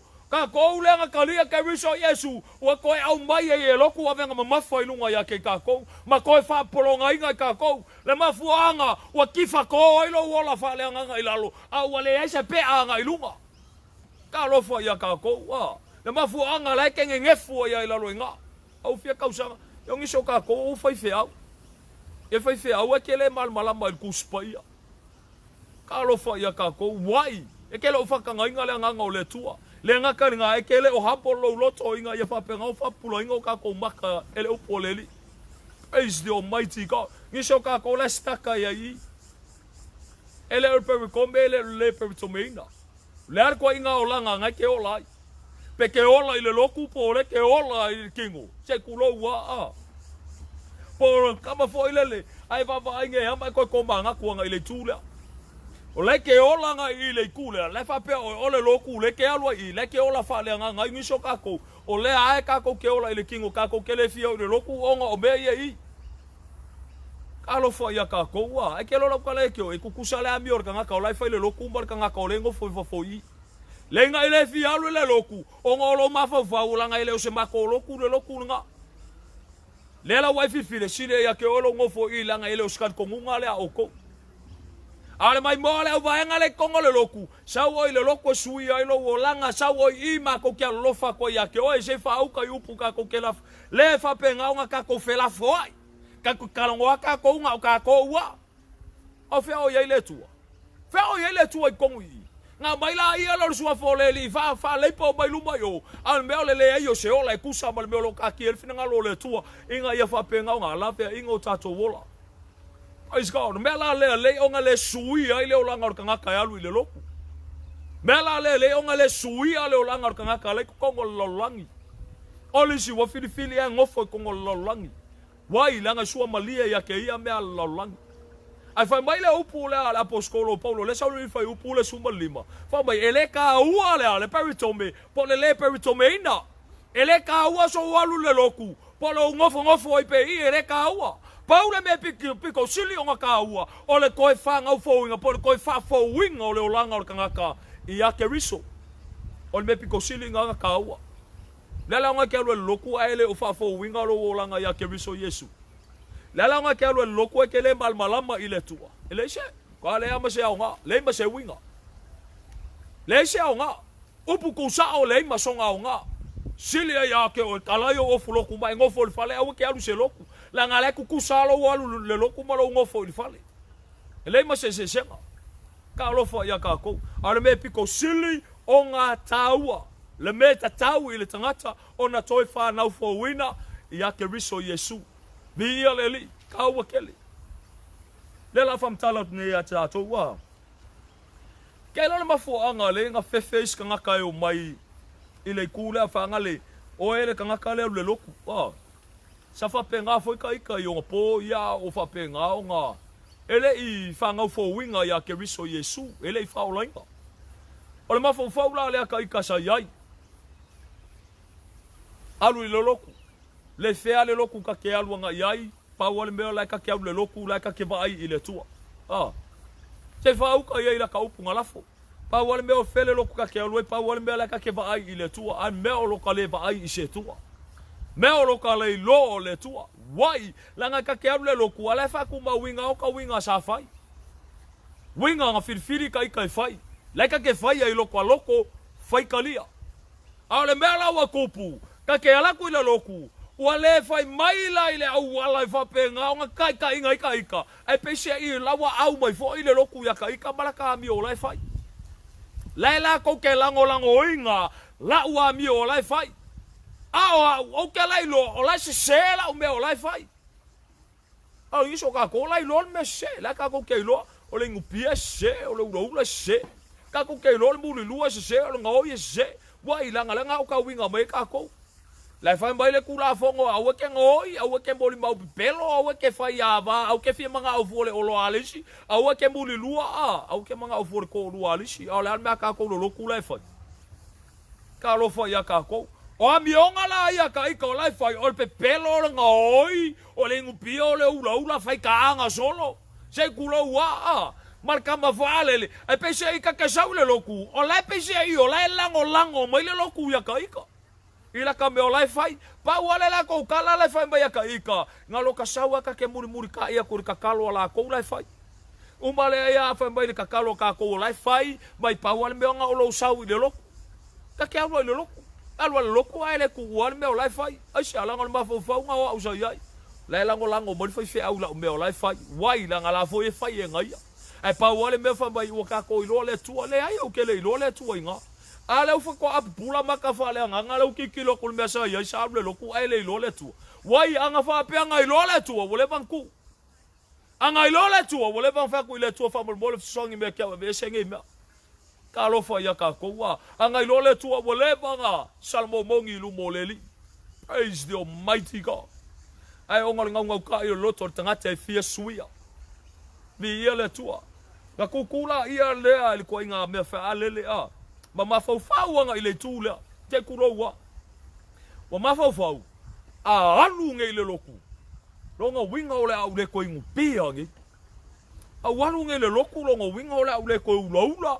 Au alu le loku o le au le koe alu ka mo se upu o le au le koe pepelo o le au le koe ngoi o le au le koe faikenge o le au le koe alu se fare kalapu se fau au me ole ka ke mafau iai ai koe vava ai ngai me ole ke mafau ai nga o me ai ke fia iai o le fia iai lo loko manga ngau iai lo loko koe nga mafau la nga mafau o le koe alu ngai ngi paki e fai o le ule koe alu nge ngi social e fai.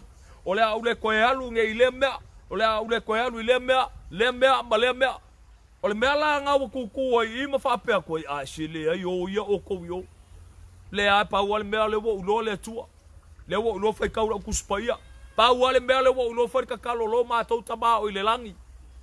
A le wa yeilo uma fau. E la kalaka lo ngā woki. O whako eselo i lumo le tua. Ka lo fai a ka kou. Se whau ka yele ma fau o tangata. Laka longa woki o whea kulota maa wha mole wha maa ngalo mai a te au iso usise o uoti lo o ke sao i le maa loa le tua se whauka i le maa whawhau a kako i a kako. Selfish, ambition o le tangata. Praise the Almighty God. Pau ale mea o vai o koe fia lo ko lua, fia la ufangau. Pau ale mea o walofa mo e makikiva, mai mea ngā, mai mea lea. Ka lofa i a kako ua. Mafuanga lega whawhenka i o ngā luanga i o. Ao lesi tangata, kwa koi i, mawawa ai, o mea ia lo ke kauma whai e sui ai lo uolanga. Abe ese mai lo uolanga. kilo ko ilo olanga o lo safa ilo ko lua safa ilo fanga iso ka ko ngai fa penga safa lo ko lua safa lo fanga mafu mala o lo wingu pia mafu mala ilo ai malwanga mafu mala ilo mulilua mafu mala ilo faikaanga mafu mala o lo pepelo o lo le fa maongi ala safa ilo ainga mafu mala ilo selfish ilo makapea pea e ke mangakua oe nga oe a e oaku makangaka kaukua yake oe oaku makangaka ifo yake oe a oe deep down ko kongolo loto wa vai aku nga wa ambaka nga e oe lau whanga o le stranger lau whanga yake oe ele ai pala au ko lau whanga we o mai e kuku mama lau whanga we lai mafofau ka maki peo aku ya oe pele ai ka lo wha ya ka koua e oe lau koulua o lau koulua e pretend aku yo luma a ko kongolonga loko ole banga musu ya ke oi ka lofa ya ka ko wa mafua maisha nga umala ia le o ka ko ngofo la lo mako ko manga ko mako mafau fau ole a ese wala yo fa ia inga ya fa penga ngo ko ma wa ia le mafka ngo umalo ko lu ma mafka ngo umala fanga wo fia sui ala wo langa e ka ngola ia le lo ko lu la se me ngo fa ia inga yo sui ai va makala finge ko ulo wingu pia ko ulo mulilua o ke ngofo ia la ke fai fai ami o mai ko ulo wa mi o alofa mai ke o maka o la fanga ai pese eu fai kai ke o nga fukunga i me nga ilo ma fo fau wai e vai mai o polo ko ulo ia ke o alo ma fo fau la elu o ilisi fo finge ka alofa ia ka ko wa le ma fo fau o le ko singa nga yo ia wo le mafofo e ko singa nga yo papia le mafofo e kamai kiki ka lo fa ya ka ko wa e sen me wa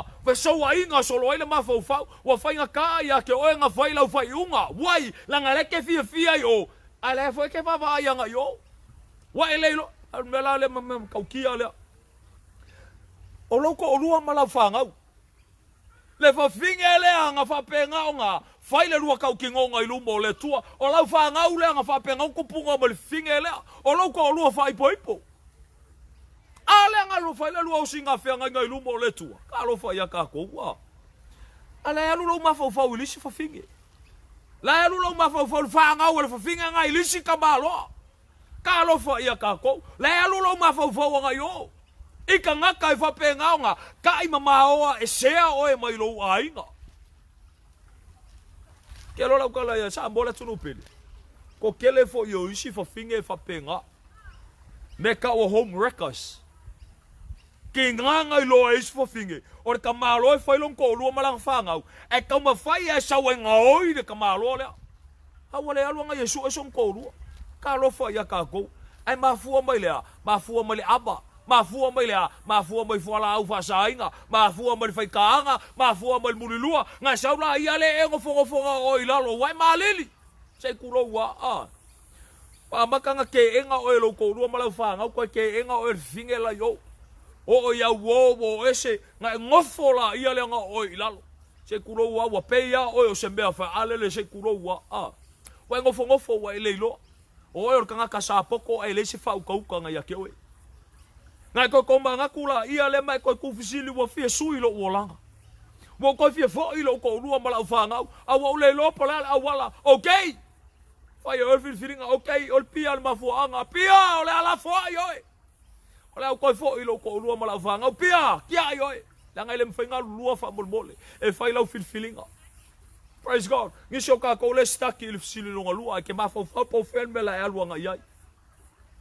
Praise the Almighty God. Sa ufa penga mo mua. Sa kuku ya ingal sili longa lua. Kuku ya ingal mafau. O mea wa kupu wa kala fulu o ka mafau nga. A mea la sa ya ilo mafau. O le a ule koyalu I paki. O le a ule koyalu farkalapu. O le a ule koyalu fea. O le a ule koyalu fea. Longa wingala a vea makanga kaloku. Longa inga loku nga le loku. Longa inga nga le paia la mea la fai. Longa winga mea la le eula mange kanga kaya kia ufa bai. Se ese malo fia angel. O le aula mange kanga kaya kia u kanga ka sama ko mafuka. Wa me walu le loku. E faulo walu le loku ula nge kia. Ka lo fa ya ka ko wa. Ya uma enga. Inga ua whapenga o ngā lua pele le nganga o le tua. Ngā lua le nganga o le tua ma whapenga o give in. Pa surrender. Ai sea, waka kai inga e le li ima whapenga o ngā au mailo ka mawhawha moloka loko. Koi whake pakaula i sa oa i le mafua anga le ngā whio mai e su i ngei lalulangi. Le mafua anga le on kau o ia i lunga sa kau. Le mafua anga le on whamalingi ina ron toto. Waka kai e le nganga o le tua i ngā le mafua. Alu ako e ma le loto i ngā. A umala ia le koi whaea le lilwa ai ma koi wha kepanga i le tua. Le makau ki o le lofo o le tua. Ma whapea ai whirwhire ke au whakasi ma au. O mea uma ngau ngau i eilo loto. E whapea ngau ngau mai e le tua mea o lo ka ki e whina ngalo le tua. E whamangui ai leo langa o ka kou. Praise God. Ke lo lau tala ia tui. Nga surrender i le li. O mea uma ia ngau kirikilo i ai ma uma whauwhauanga i ai. O le saonga leo le mea la a missing e lo olanga. Ke lo nga koi wha ingo e ka ika e le tua. Praise God. Nga koi wha ingo e le tua. Wha ingo e le tua le ngupia. Wha ingo e le tua le ula. Wha ingo e le tua le whaikaanga. Wha ingo e le tua le pepelo o nga oi. O le alu wharkalapu ma mea nga wha ingo e le tua. Wai, langa o mea kongu aia le nga polonga i loka o langa. Le mafuanga kongu ale le onga pisa i marko olua, koi kiki keke ai marko olua whapenga fo onga averi whanga o ma strangers i loko olanga. E o ka ngako a inga, e o koi kiki o mea umbangi, a o mea i o onga ngau le tua, inga ia whapenga onga whasa o loko inga mai e tangata. Ai kei lo koi whapula, ange o ka maka whale nganga ileli, ma koi kiki o le leia, e awe i le upo le tua. Ai se alanga o ngā lue ngā ki Apollo. E sau e whasi se inga le mawhauwhau o tangata. E kai inga ala, ko singa i mea i, inga ia mamau ese mai ma le tua. A ole au kau inga le mawhauwhau, ki Apollo le koe au kau inga le mawhauwhau. Pau ale me olo walu le loku ma, ngā wa ilo le tua. Ale wa ilo le tua ngai ke alu, e kama fo ilele, a ngai ke a onga ile a onga le loku. Le ngai amaka mai le pima wane ke o ilunga le tua, of ngai ke a onga le loku. Ele lava e ala onga le loku e au ka wingai o oe o le akali o le tua oe o le afinge o le tua. Ele lava e lea ale ke alua i le loku. A lava le kausanga alu le loku. Le sila mai le tua i ati oe malawa mio. Se o oe o le kangakanga maliu o Yesu ke riso. Se wha auka i upu. Ele ia se senga upu nga whai konga le whakoanga o e kenga. Ai ke lor fina ngalo le tua. E koe au mai a kako, e koe fie kuinga kako e le tua, e pei au le meanga iei, a kamuma ewa i le amakanga. Le ola wha le anganga ngā mafuka whakasi ma le tua. Sa wawali whakasi ma le li, e whapenga ke kofo le sua mali e ore ka mau a inga o le tua. Praise the Almighty God. Te alo lau tala ia te oi. E le kai minga maki e ki e mosio ko urua ngafi. Whalea, ile mau mainga la kai mi whale whai e koe ia langa laiva ngafi. Ole matauti ala ole mea na ma whaasoa ai ma matata noa mai tono ta vali. Ele ngaka le ngā aure kele o kai mi e whapenga o ngā ma reflectanga iai whawhekaia i le tua mole o langa fau le wa iai nei to tonu o le whaore tanga le tua. Ngā makara ngola i ele ma koe reflect le mawhau le o langa sa whapenga o ngā ma whiola ai le whangau fauinga. O ma ua o langa. La sa whapea o le mo le lei o ngā ruenga ngā iai, maua kupe ngā iai, o la sa enjoy le life. Le ngā kai ngā ai, whanga le ngā kai me le ingi whangau ma ngā mea, ma ke whai whakasi ma me o i ke loa, e le ma whai ngā aru ko kasi ngoro ko rua, po ke aru ko kasi ngawa, ma ke whai me whakasi moro ko rua. E o maela i le so, o le ma ua mea ngai whai, ma ke whai me whakasi, ma ke o whakasi le whale o loa. Le ngā kai ngā o whea, ma ke o maa savali vali whakasi. Karkara ngā whakasi o mea aru ngāri e kaunga whai, wa not only o mea aru ngāri e kaunga whai, patu au kilo so ko lua. Whanga le, not only o lo ko lua, a o i e whapenga, o lisi half le wau. O lisi afa le wau. Ele ma whai langa a koa, au pēa ngā maro ko lua, e o whai lo ko lua, ele ma whai ngā a koa lo ko lua, pēa le iei au. So o le mea langa o le kupunge, e o whakasi, wai wakasi le loto.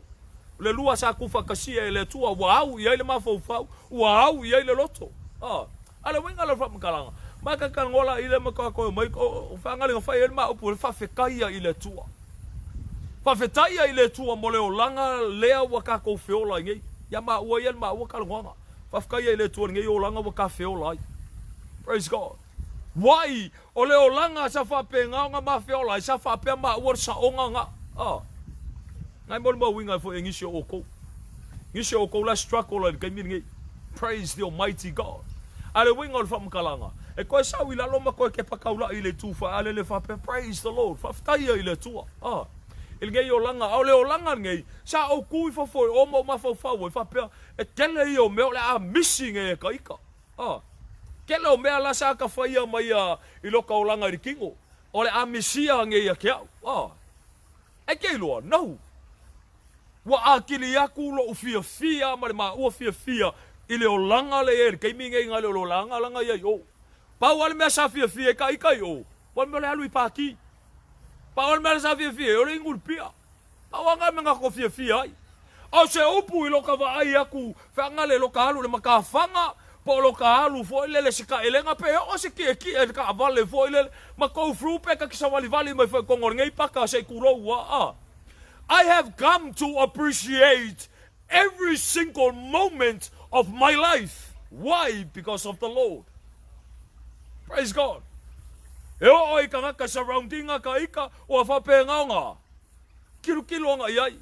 E o oi le la au se kulou si so manga. I have come to appreciate mea uma. E o oi susulu al maka le lan ma singa ko o kimu wa ai feku. E o oi iau. Whawhekai ai le tua. A o mea sa le au i ele wa ai. I kai mea ola i le kingo. Wai langa e whasa se inga ele li o lalangi. A wange o ka kepa kaula i mea ngei. A o mea ngei.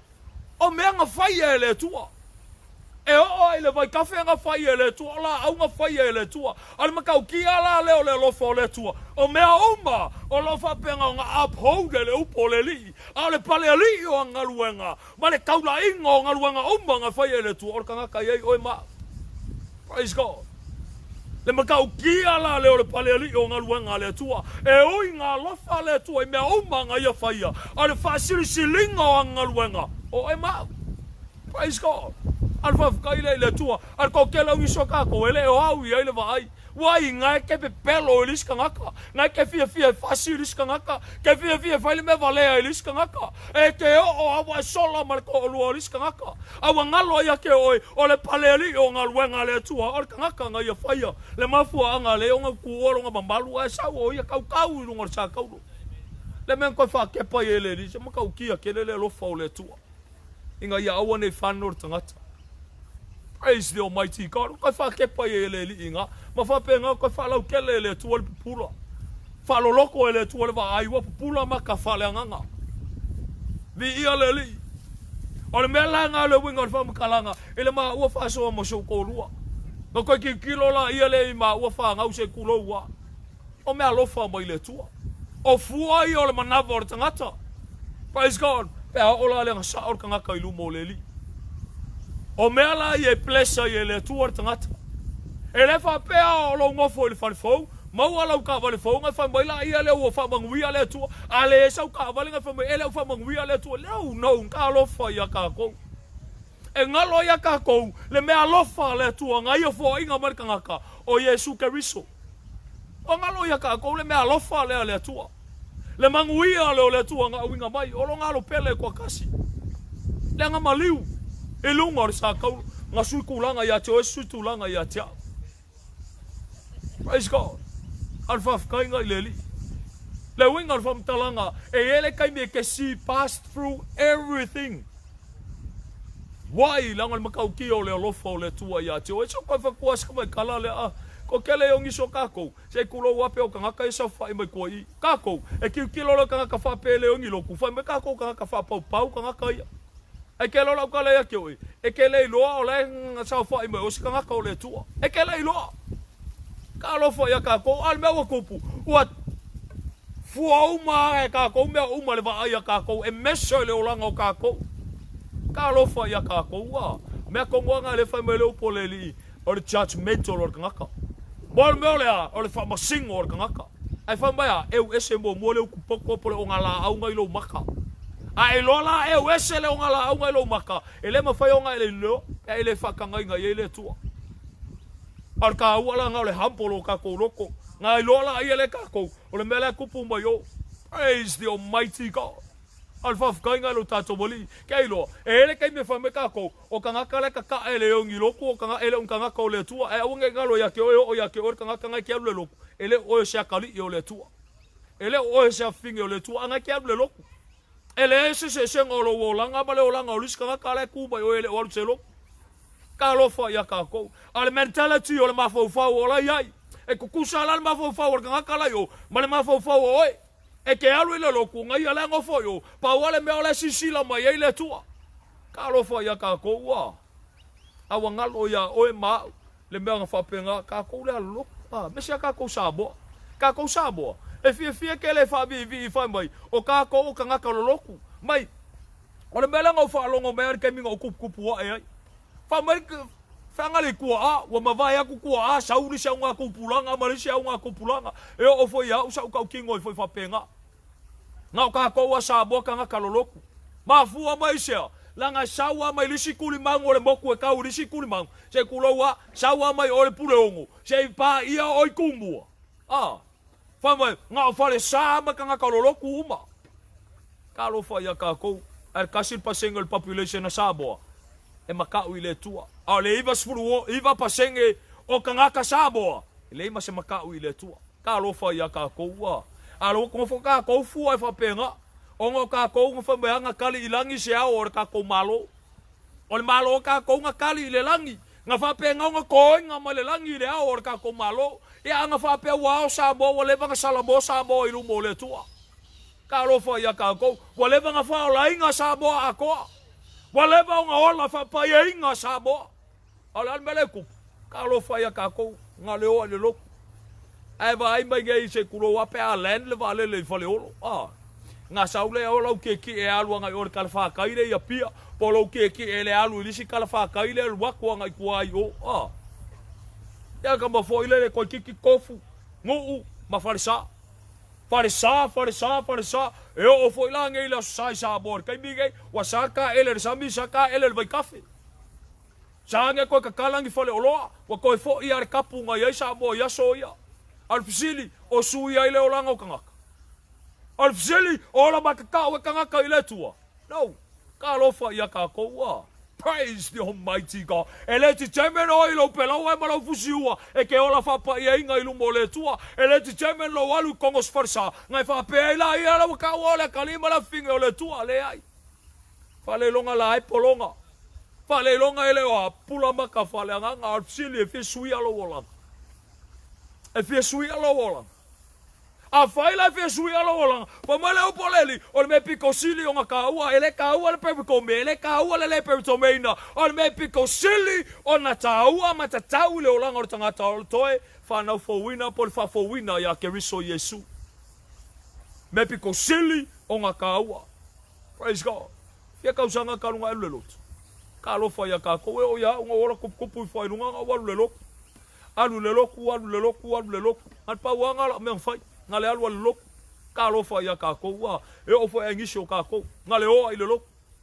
Sa ele ange isa ele ange yo. Ko sau ka la ingo me uma la fa kumba winga le amio ele suia. Wahi e fa le longa la e polonga la struggle. Ka lo fa ya ka ko wa. Praise God. Ke lo la tala ya choi. Ele ngaka nga o e fa ile tau tinonga ne manisho o to e fa ile tau tinonga nei. Le wa fa ko ai lo file mu le olanga. Le saul konga mongi e whapenga ko inga mai ele tua e whabai a ke riso Yesu. Praise God. Praise the Almighty God. Al whafkainga i leli. Sa mola tunu pele ol melo whasenga i tātou. Sau le lotu. Le ai ele o sau le loku. Sau ia ke riso Yesu. Bi ia leli. O ia nga ke suia alo wolanga. O ia nga suia alo wolanga. Ke riso Yesu nga suia alo wolanga. Bi ia leli. Al me makau kia la le a o langa suia ele li o ka ko langa e makwa suia from bad or from worse to a better life. Praise God. Le manguia le o leli. O le kai milangi le ala fo ko lango nga inga me ka o le vai ka mafailu mo le tua. O ke le popolo e pe fai mai kala ka ko ke fia angel. Ka lo fa ya ka ko. O ke le popolo e pe fai mai kala ka ma ko e fia pa ia kele. O Yesu ke fia ola fa pa ia inga fa molmole. Wai langa pa ia lo watua. O sili pa ia le tua le ke au nga ia. Ka lo fa ia ka ko a fa ile pa ia le tua le ke ifo ia. E au fo yo nga ola fa pa ia inga tato. A fa ile mamalu le tua o io le tua fua. E fua le tua le ke au nga ia. A fa ile le fua le tua le ke au nga ia le o le tua so fua la fa molmole. Praise God. Wai, langa fua le tua I me fa pengonga fa ia tangata. O a me fa ia kangaka, o ifo mo me ka o kua ese. O kua se. Alu ko a mai te kuro wa a. A fa yo ka ko ifo le kupua. A kele me ka o kupua. A. Elis kangaka o long ko rua long kupua. Elis kangaka o lang fa ngau. E fa le longa, o lang luenga o lang kalengi o lang kavale o lang fale o lang kupe. Aunge ngalo ya ke oi ma fa nga ave fa fe au o le kua nga ya ke oi. Ka lofa ia ka ko ma fainga ave lau farsa o le kuanga ia ke oi ma fainga ave lau loku o le kuanga ia ke oi. Praise the Almighty God. Awangalo ia ke oi le tua soifua ni ia leli e fuala le tua pe a Yesu sia ko ese yo numa fale longa ele ngaka ia la ko le ka wa so fale nga o oi ka ka fa o lainga wa va ai matolo ne tangata ka ko sa bo Savali me fa pele la ko foi fe au. Pe savali me fa pele la ko apostolo. Ai o aku ifo iai. Ko koli ai luma mai ifo iai. Au kanga ka fa o lainga. Ka lo fo ia ka ko. E fa le longa sa mola tunu pele. O ala ia alo ma fa ma pupula ia o ma ka fa le nganga. O ye ke ifo kanga ka ke le ifo le to soifu. O yo nga ya or kanga ka le au ala mai ile ale va venga. Le ai ele or kanga kalma fu angol va venga o le o nga lue mai ko a nga ngalo ya ka ko ele sala mole tu ya nga me alo fa fo I foinga ele sala mo ile tu ai a nga o ka ko fa or ku langa le tu ka lo fa ya ka ko a wa ai kanga ka fa penga va ai ku lo sa vali me la ko apostolo o aku ko ko li ai luma mai fo ai ala fa mai la respect e fa la longa la ai fo ai o la respect ka lo fa ya ka ko wa apa wa fa le longa wa faur kulanga o le tua wa ka ko fa le vi inga o le li nga ka ko I fo le ka nga wa ngalo ya ka ko le o le me alofa ka alofa ya ka ko fiangi so ka ko o deceive solo fa penga deceive o ngale va venga o le happen mai ngai fa mai la ia le o so le I nga ya ku le ka nga ka wa ngalo ya ke o le o nga lue le mafu anga fo ile me alofa nga au le alonga mafuanga ya ki nga e nga I tino ke riso ile su e se vi ingo selo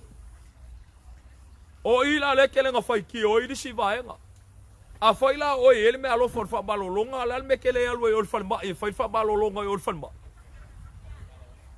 la me kele alwe ka nga kale fa o lainga e fa penga nga e ka kalo ia mangui ai inga ya salmo ka nga ma fa penga nga o fa longa ile tu Praise the Almighty God. La me lenga ele alu e olfan mai. La ngol wenga ngal kanga ka fa ola ngai fai. Ole ole la vea I fo yo e o ka waso fa le nganga. Ia au I ele mangui o le tua. Ai le si o vi inga ye kongui. Ka lo fa ya ka ko wa. Praise the Almighty God.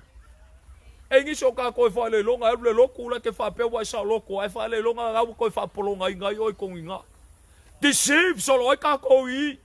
Ma fua mesia ele fa sa lo koinga oe ke riso Yesu e nga fa sa lo koinga oe le loku nga saula ia lo oe au nga ile loku wa le au nga le e au le kalesia ka lo fa ia ka ko nga fa le longa la ia le lo wi fo le fe au ele fo ile nga fa pe nga fa ia tangata Praise the Almighty God e me fa pe nga kupu ko ngor kuspaia tanga ka le tua e o tangata ne o Peter nga fa pe nga sau nga ngo sau ia mo le angelu e mo le fe au ai fa nga sau ko li lu mo le angelu mai fo le angelu le kala le angelu nga fa ko lunga au ke fo me ya ka si ale ke fo ya nga le tu so fo au ke fo me ya ku sa ka o ka o mo ave fe au le tu ai o le angelu si li lunga malo si ka nga ka le angelu e lu mo le maka ngo fio le tu Praise the Almighty God o le angelu nga ke lo nga kulanga ai fa fe ka ku ai sili aku ka ko ngai lo angel ile ale kule o ngo ke riso Yesu ka lo fa ya ka ko me wole va fia ma mai mo ye angel me wole va la ko fia ka ngo fia mo fia la ko uo yo la ko lima ale o mangui ar tangata Misi ako angelu ai mangui e kako. Le lofo le tu le paleli o ngaluenga o angelu fo nga fai eleli. Ai fa sirisili le tu tangata na ia fai e lona fatusa. Praise the Almighty God. Awa ngalo e tato.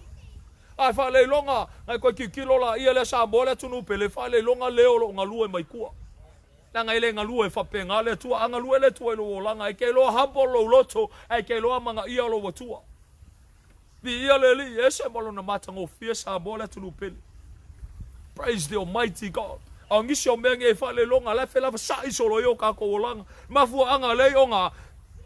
Oso ilo marfuao tato loto. Oso imolo wika, oso imolo le fia onga o mea fa peo le kupu kongoloku. Ya ke oila, e siri elo walu ese, langa leke boli ba winga ese, seme o lai fai. Karo fa ya kako, anga wanga lue le tua ya te oi, wakaula ye lo vai. Ke lo ngisi o wala kufa o loinga, ase kulo waile nga kaulo kufa o loinga, mar ke leo, kakango ye me kaulo. Wa. E fa le longa bon fa vi i o la lo tonu. Fanga le se kulo. Alu nge ase saunginga fo ilele ai umange ape fa perfeka nge sisi fa le fo le fa longo le fa pe fo fa longo le uloku le kanga ko le fa perfeka nge a ke lo la kala ya koi ke ia le wa fa vi il tangata na nga fa vi ia la ile le tangata ma fa vi ia ile tangata ai ke lo mo kupulis kanga kala ngo foi wa kinga ile loko ma wa makanga le anga ile loko ma fua mai sea o oil fai au ke fa vi ir kanga kala yo ale au le upo le tua fa mea au ange I fai amalea pastor ti au ngaruanga ai lang kasia o ba me uma a fa o fa perfeka ange chache le au loko ai le oso fa vi kalo fai a ka koa e chache ka ko le upo le tua ma ka ko fa longo pe mongi mal fa baongi ai lor ka mo vole perfeka ange lo ma fa me o se vi ia le tua seluange o seluange ai ale lo me la so mai o mo kwa se ya Kalo fa ya kako ai lo nga was speaking tongue ir kanga kai speaking tongue wa magela lo ku makako fa vivi kako ya kako makako fa mai oh se olo a fio le anga o le tua ku kongu ngai se vai wa kako speaking tongue awale ko ya se ko kirkilo kako le upo le tua pe fa mai ya le upo le li Kalo fa ya kako ai o ya o foi fe au le ke fa kanga be ya le ke ke stile upo le tua ele o ora me kongo fa lo le li kalo fa ya kako nga vela ya lo me so mali ya kako ala o nga ilu mo le tua e fa le longa la mo me avenga mamafa o le ke fa u ilu ngo ulo kangaka kalo fa ya kako wa ele nga kalinga al mafu anga wa fia mali se la ku ya ke oi la nga le ke kango ma selu fa pe lo nga la u wa kango mili Wai fa pelpela yai. Kalo fa ya ka ko ngai fa mai ya o e ke alo fa le kalesia. Wange ngalo ya o sili muksa le lo fa le tua ilanga e kalesia. Ai se ala ngai kele yo folo wola mo le kalesia o le ali o le ola ngai o folo ngola e fa ka winga ilanga e kalesia. Praise the Almighty God. Kalo fa ya ka ko wa fa ka ngale tua se sala wipu. Empty la wipu e ko fa ka ngale tua nga ke ko elingi nga fa ku muinga la wipu. Via le li asia o le ipu e fa sainga o le ipu e fa penga nga fa pa inga o le ipu nga fa nga inga ele tua pe ku sa pe aulo alio ipula au po le ipu o mea e ke le ipu kongo le farkele e kasi le ipu e fa nga inga ele tua o le ipu e fa penga nga I loa hampo lulu mo le li o le ipu o fa penga nga fa fa winga I ke riso Yesu praise the Almighty God nga ke staka ya nga le bo mo mua wakali lau fa fsili mo mua wa fia sui alo wolanga. Wa sui fa mole fia sui alo wolanga awa poloka o I. Ngiso ka ko lo au sia sili longa lua. Yo ele wa sui alo wolanga al sili o e ku mau. O e ku mau ka ngol fa lo kangaleli. Fingau ele yo or kai me king el ka ko folanga. Praise the Almighty God. Ngiso ka ko wa fa ola inga, ma fa pengau ka ko mai. Al me wa kupu wa stak ka ko I. Poloka ka ko I. Onga ngiso me ola fa ko ngol wa kele lo fia sola a wale ma fainga e sola wale ma fainga e sola e se mai ai wai langa ole au ka winga ka ko le anga kai o ka ko fa longo I me ole fa mai e kongi ale fa mai o pole tu ku si la kartia fa mai kala tia vale ai o inga ko fa senga o ko ilisi kala le ese me mar kala le ngo moringa ya ke o ko o inga fa senga o ko se o ke fia I lo po inga kangaka Ka lofa ia ka koa. Ai uma ko au le upo le li fai mai. Se o aposkolo i lako. Po au nga i lako. Au nga whapenga nga. Au nga pepelo i lako. Po aposkolo pepelo i lako. Au nga ki apolo le au nga le tua. A le lako ke o mai ka la i fina ngalo le tua ia te oto. Ai le fina ngalo nga le tua. Ka lofa ia ka koa. Alfa seinga i o ka koa mafau fau. E wha le longa koe au mai o le avenga mamafa. Mafa e lunga ia ke ka koa. Ia nga koe ki kilo le mai koe vavai. Nga mea kau kupe a mea kalango ai. Ka lofa ia ka koa. Praise the Almighty God. E le nga kalanga o mea kau kupe la kalango ai. Ia lau kalango ai mea whapenga nga. E ke le ola makaua i lunga o le tua. A le piko me piko sili o nga kaua. Le upo le li whamaya. O lana whina ngalo. Ia salamo mongi ka koa mau mai e lole. Leilanga upo mongi. Salamo ka koa i lunga o le li. Praise God. Nga koe kufsiri la ia le. O le mea la le kupu ngei la. Ele majority o kanga ka o ka la il fina ngalo le tua ma ka la il fa o kanga le li e ko ko no mangala e ko ko i fa ko vai open air ma vai mo me kuse ma la ko fa yaku o mai a ke viso Yesu sa ka li al fa o kanga a ola ke mi wa fa o lenga nga mai le oi ai fa e a menga ma fa lunga ya ke oi sa wa i fa lo sfuluai sa wa i fa le suenga kupe nga me ka kupe ai pa ol me fa se e ai oi ola ko fa perfkanga fa mai se wa fe kala ile tua ai fa pengonga e prospa oi e ka mau ainga oi e milionea oi fa il pisingisi oi e manguia lo wolanga manguia oi o fe el salmo fa molbo o fe el get right with God. Where is it? O fe el salmo mongi lu mo le tua ka lo fa ya ka ko wa. Praise the Almighty God. Ai pawangan bela ka ngome ia prospalo wolanga le mea fa los fuluai se fa le mele ka lo fa ya ka ko a mai ka ko kupe mele mal mele sa wa mele sa ka uri sia sa o fe o yele o maka o ile tu fe o yele salmo mongi lu moleli o fe o yele o la fa pa ya inga lu moleli a wa mele fa ko yo ka lo fa ya ka ko moli mawinga o a me kupu ko i nga mo me fa ka anga mo me mulilua mo me Kele yo mo meu, fangal mo meu kamaloma finge. E fa nga inga kongole kalesia, ai le fa poi lu moleli. Ka lo fa ya ka ko wa. Praise the Almighty God. Where is the holiness of God? Where is it? Nothing at all. Why? Lang the tradition of man. What teacher kangaka, but no longer ko fa mo the power of God. Praise the Almighty God. Get right with God. Kaua ke le sa mo le tunu pele. Vi le tua e fa penga ka ko salmo mongi lu moleli. Kaua ke le ya te tato. Hallelujah. Au mala ia le ko ke kaula i ma ko ki ke longi so ka ko. Ala wa fa ali e le tua fa to. Awa wa ele lo po fel me ola ka u eli nga ia. Paule me ola longi so ka ko kuro i lunga mo ese. Wa ka ko o ese la a upu fo lo wala u ya ka ko. Famai ala ko ya lu ku alo wolanga. Wa ko fo I kua. Wa wese mai male fa ola kanga wa wese mai male upu mongi ka lo fa ya ka ko. Nga sa ola filfilinga wa ku mai alu. Ya upu mongi pe afa yo upu se ya fa ko. Ya afa yo fa ola kanga pe afa pe ola venga mafa nga fa e ya ke oi. A ola filfilinga wa ke pa kaula ile tua wa fa kula yo ile tua ma kai kai e seinga oi. Ka lo fa ya ka ko ele wa lu ku alo wolanga. Pa wale mo te koi fo ia lo langa pa fil ke pa u ese mai ka u por fa ko kua a wa koi fo ia o onga fa ke mongi pa fil koi fo ia o onga ngei la langi a wa ku la fo ile li o le ola mela nga ka u koi fo I ku o lo langa a u ese mai mar ka kai fa lo inga a le ngu pia le u lo ele fa o inga lo langa o me nga ka o fa fo linga I lu mo le tua. Praise the Almighty God. Me ka o le whangau fo winga ya te riso Yesu. Momua e ke salamo I lu moleli. Praise the Lord. E ke salamo, e ke kalikongu, e ke whakua mai kalia. Mea ka o le koe whangau fo winga ya ke riso Yesu. E le ingi mea fo ele ne sewe kalia Yesu. Le ai, get right with God. We have to repent before the Almighty God. Ka walo salmo I lu mole tua sa bole tunu pele. Ai se al filfilinga wa ka ki e loloto. Le mafu angala nga e fa penga e ke pa kaula I le li e ke saula e suia lo wolanga e le tua. Ale mafu angala nga wa ka ko mai wa ka ko mulmuli o ngar kala fa au wa ka ko mulmuli o ngar ka le fa mai o ka ko ke o mai. Ao e fia sui alo wolanga. Ngau lo ko sawi. Ala upu le ke whalongo. Sawi a Yesu Keriso. Sawi kalia leli. Ngal pa wanga sawi kalia leli. Au fe au yale salamo. Lele ola ngainga. Salmo ilu mo le tua.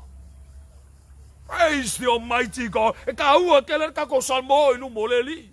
Pea ngau fai aku. E le wha pea or kakalo fo. Le wha mor kakalo le wha kanga. E wha o lai ngai oe le ai. Or kakalo ngā ua ngau le kairi a te oe. E wha pea ngā o ngā. E ka i ala i oe ma whea kuia. A le loko oe wha pea ngau kōkulu ilu mo le tua. Ka lo fai aka koe ke salamo ilu mo le li. E le lava upu la whai mai ngā. E wha pea ngau kau kingo ilu mo le tua. No, ua ngau se kairi mo oe. Ka lo fai aka ko fiangi so ka ko ua fa ola inga e ke le kofu la lo le vai e ke le papu kisoinga e ke le papu kisoila nga pai ko fiangi so ka ko fa penga au ngi so ka ko fa mai ua ka kala nga ese ua fa perfkanga la ka vai nga ua papu kisoila nga pai ka lo fai aka ko ua praise the Almighty God e fa le longa boa me ua fa penga nga fa tisi vai ka ko ia ngā aveala ia lama mea whole wa e kaula alo I mea I. Awa ele kaula I le li o le ola. O le upo le tua. O le vai o le ola. O le areto e ola. O le me whanga ilu soa susu e le suia. O le mea aango le amo e matutua. O e ua whapenga ngā iloa vai inga mea ka o le leima le leanga. Alu soa susu e le suia o le upo le li. O le meli whamai o le... O le upa Britania. E whapele upa tā vitana I a lafo. Whamai o la upu mai I thy word is sweeter than honey. O le upu whapetania na. A le upa Samoa whamai o lau upu e pe o le sua mali o le meli. Ai ngofo nge mai koe whai kau. E pe se I wa kukusa le upu o le tua ma le meli sua mali. Le ai o le upu whapetania. Thy word is sweeter than honey. E sili aku le sua mali o le upu o le tua. Ngai le o le sua mali o le meli. Langa ele aisa me ma fai nga fa ma kusalia ma le upo le tua e o I suafa o le tua nga ke sikia langa upu. Thy word is above all thy name. Praise the Almighty God le upo le tua. Is above all. Alfa fkainga I le tua. Why? Langa le upu le tua na liu tun tangata. Le upo le li. Praise the Almighty God. Alfa fkaile lo tato tua sa mola tunu pele nga oia le awala I mafai o nga sui ai lo wolanga nga oia le awala I ako ko ai lo fia nga oia le awala I pupula ai o mata fale nganga se kulo wa ke lo la tala ya to e o lo va ai le laula au e o lo va ai le ponga kila e o lo va ai se ma se tulo e au I ai lo va ai e fapula ai ngai o le to e o le palpala le ke savali ai lunga e o le kai me fai e lau whakoanga o mea umai ke whaia. Mea la le whai mai le upo le tua mai pe tātou te ai, pe tātou te whainu, lea lava se tasi mea tātou te whaia. Ia whaia mea umalava, e le ngaka o le saungia le lei, ma le maka ngofia, ai whaia mea umalava mo le vi inga o le tua. Praise the Almighty God. Mea fo elanga teacher kako, a o le kai me whapenga o whai nkako ngaruenga, e ke whaia mo lo whamaongi. Wai e ke leo whaia e whawhia fia ka ngaka. E ke whaia ke whawhia I lo watua. E o fo le kai me whaia I oula e. E whaia oula e. E leo mo le vainga I ka ngaka. A o le whapenga o le vi inga o le tua. A se koe ke pakapaka ula I e kongo lokur kai miringei. Koe whawai fo le kongo lokur kai miringei. Whanga le. E whai mai e kalal ko kele. O le tua e le mai moi fafo. O le tua e mai moi le loto. A wangalo ia ke o le upo le tua. I le me whapenga o ngā onga ko whaia. I ngā ia vi ia I le tua. Wangalo ia ke oi mau. O le whainga ula ei. O le kusia kongor kuspa ia. Ka koke le langu whakasi ma laulangi. Ale mele o kupu. A whai skai le laulangi. Wa skai le ei ma le au kirisianga ma le au whaolainga. I skai le laulangi. O ngiso I lako se kuraua. O ngiso kamai ka I pe aonge le loku wa. E whai o lako ofu. E whako singa ai ka ngaka kongo le loku. Ka lofa ia ka koua. O ngiso whawhinge se kuropa o ngiso kenge. E whai ofu whai ngaka I. E whali ali mai ai o lako whaka. A ola kai me pungou ai. E pungou fo lele lalo. E lo uma kwa le va o le whaka. E whako singa ai maka o ka ngaka ka lofa ia ka kou. O le anga salan mea o enga e whai me ka o le whako singa. Ele ngaka ngai faila usa keke fo ai e va fo ile pe vala fo ya ka lo fo ya ka ko ai fa mai ala upu ele mai mole tu e o ka malolo o ka malolo ngar kuia kwal makwa ofu fai male ofu ai tight fo ile ai kipi kuli vai o ofu ai kipi solo lo ofu ai a chavali mo se vai koskoso ai alu ngai se me fo alele pe alu se interview pe alu langa luenga e fai le ya ngala e fai langa pelau e fai fa leong ofu langa fusiu ai alu ya langa luenga ai sau le fale o le tua ya fa le longa asa mo le tunupe ale fa me ka ko ya ele mai mo le tua yo ka ko ofu e mai mo yo tato loto e ngalo ya o me fa ali lo lo ko fa ali mai fa fo ya te oi. Praise the Almighty God on fai ngo la e o la wa mi ke mo e ko le upo le tua ele fa maka la lo langi ya ke oi. Praise God on fa ka nga ile li ya o le mela nga kuile al pelo e kuil fusu or nga ka lo le loku ai ula ye ni si vai nga sei vanga ngala e fai la so miki afu e va ku so i la balava fo alele peke alu le loku po se va koskoso a fai o la e ngal pauanga o la e nga ai vi ia le tua vi ia le li pe fai nga pauanga o la e ale ke ngau e ke fi alu o le falo le tua kamo e lo i la balava kamo e lo miki afu alu ia o falo le li alu e falo longo alu o langa le o la fa pa ia inga ilu mo le tua ai le ke le o lava ko ngolo pusa ai ke sa mo le makwa ofu ke sa mo le fo kipi ka lo fo ia ka ko wa e ke sa mo ofu fa penga ke sa tisi vai maka oisi o le ke me ke sa fa ia lu ngo fo ke le lo ke u lo ngofo ai ke fa mo o ka fa o la. Praise the Almighty God lo ko fa maka la ko ia ke oi kai me fa ko mafkanga nga fa penga la ia le nga saula ia le se ka so ko mai kai asa wango fo mo le pikole ai ngofo ai le lo ke ula ngofo wala au ku so ko lua sa alo me se ela wala me fa mai ka ile alo ko fa le surfa le longa i. Praise the Almighty God ngal wenga nga o pasta fa ngal wenga nga o fa tu fa ai le ma ke le fia la un le upo le ale li ai ke le lo obtain le ola fa pa inga tono le kale si ale tu. Praise the Almighty God ele o fia o mai ngol pula ai fia la un le upo le li no ka lo fa ya ka ko wa get right with God. Ka ua ke le fa le longo avenga mama fa ia fa penga fa e u kanga a kilenga lost kanga ka kongol fa kanga. Ai le pa wale ola upu nga fa ia chau kalia Yesu. Uma fa kalo fa kanga fa ola inga oe ia mankuar os furua e fa. Mankuar ka ko suenga kupele fa. Mankuar ka ko foa ile mankuar ka ko mele nga me ka kupea. Nga umala ile e la unga fa kilo shilling kilo maka ka lunga fa alu. Vai ko le pu fa alu la.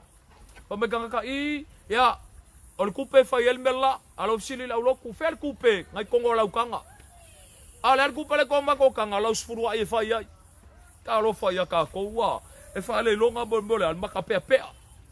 Praise the Almighty God al fa kaile lo tato watua sa bola tunu pele e ko sili ya ke oi e fi sui alo wola a faila wa kalima yes e fia sui alo wolanga ko e laku le manga o fa fsili e ke fia sui ai la kingo pe ke fia sui lo la faleanga a faila wa fili e fia sui ai lo la faleanga salmo lu mo le tua.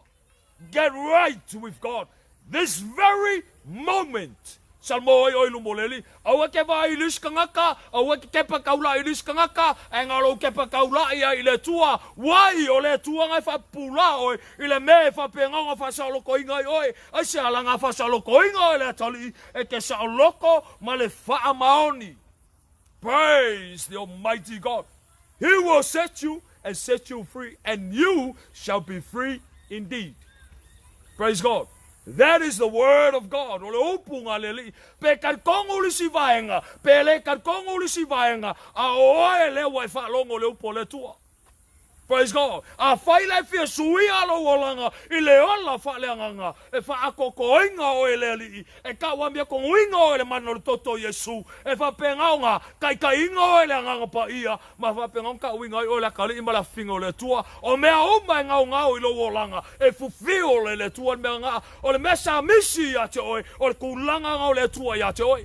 Praise God. Nga mai la ia leo le tua. E kai inga oi la nga upu. Kai inga oi aso kokoe. Molonga vi inga. Vi ia leli. Hallelujah. Praise the Almighty God. le saul konga mongi e whapenga o whaka oko i le tua mo e mau. E ke le koe papole, te peke ke whapering ia upu i le tua, lo te o ke whapenga o kumasa vango ke fia kai kai le lima o lo ua finga i lalo, o ke fia vai lo i lo ua kalii, o lo ua finga o whaiko o lua, e whapenga o ngā fia vai o kenturen ka lo whai a ka koua, a o ngā ke pekaula i le tua, e whapenga o le comfort zone oi, wai a ao le tua. No, we're no longer po fele me ke kura ai lalo le la au o le makeki ko kongo le farisa ko kongo le hol kongo le kavale e fai ko fa konga ai a ola makaka u le tua. That's all it matters. O me piko sili o ka u o le longa ka o le ko fa fo winga ia ke riso Yesu ele o seloku. Ele fa fo winga seloku ele fa fo winga sfai fe au ele fa fo winga ia ai mai la pisi. Fa fo winga ia ke riso Yesu le aunga o whainga mea. Praise God. Fa fo winga ia ke riso Yesu. Bia le li. E mau ai ori saulu konga mongi. Praise God. Walava le mea se kuloua e koe apa mea i le amkanga se whakanga le tua se saa la wipu. Praise God. Sa saa ese la wipu le lingi ese. Whakanga o i e koe ukufia ia te oi. Bia le tua. Sa moa le tunu pele o le whamalosi ngau le upo le li mo oi mao le nei tai au.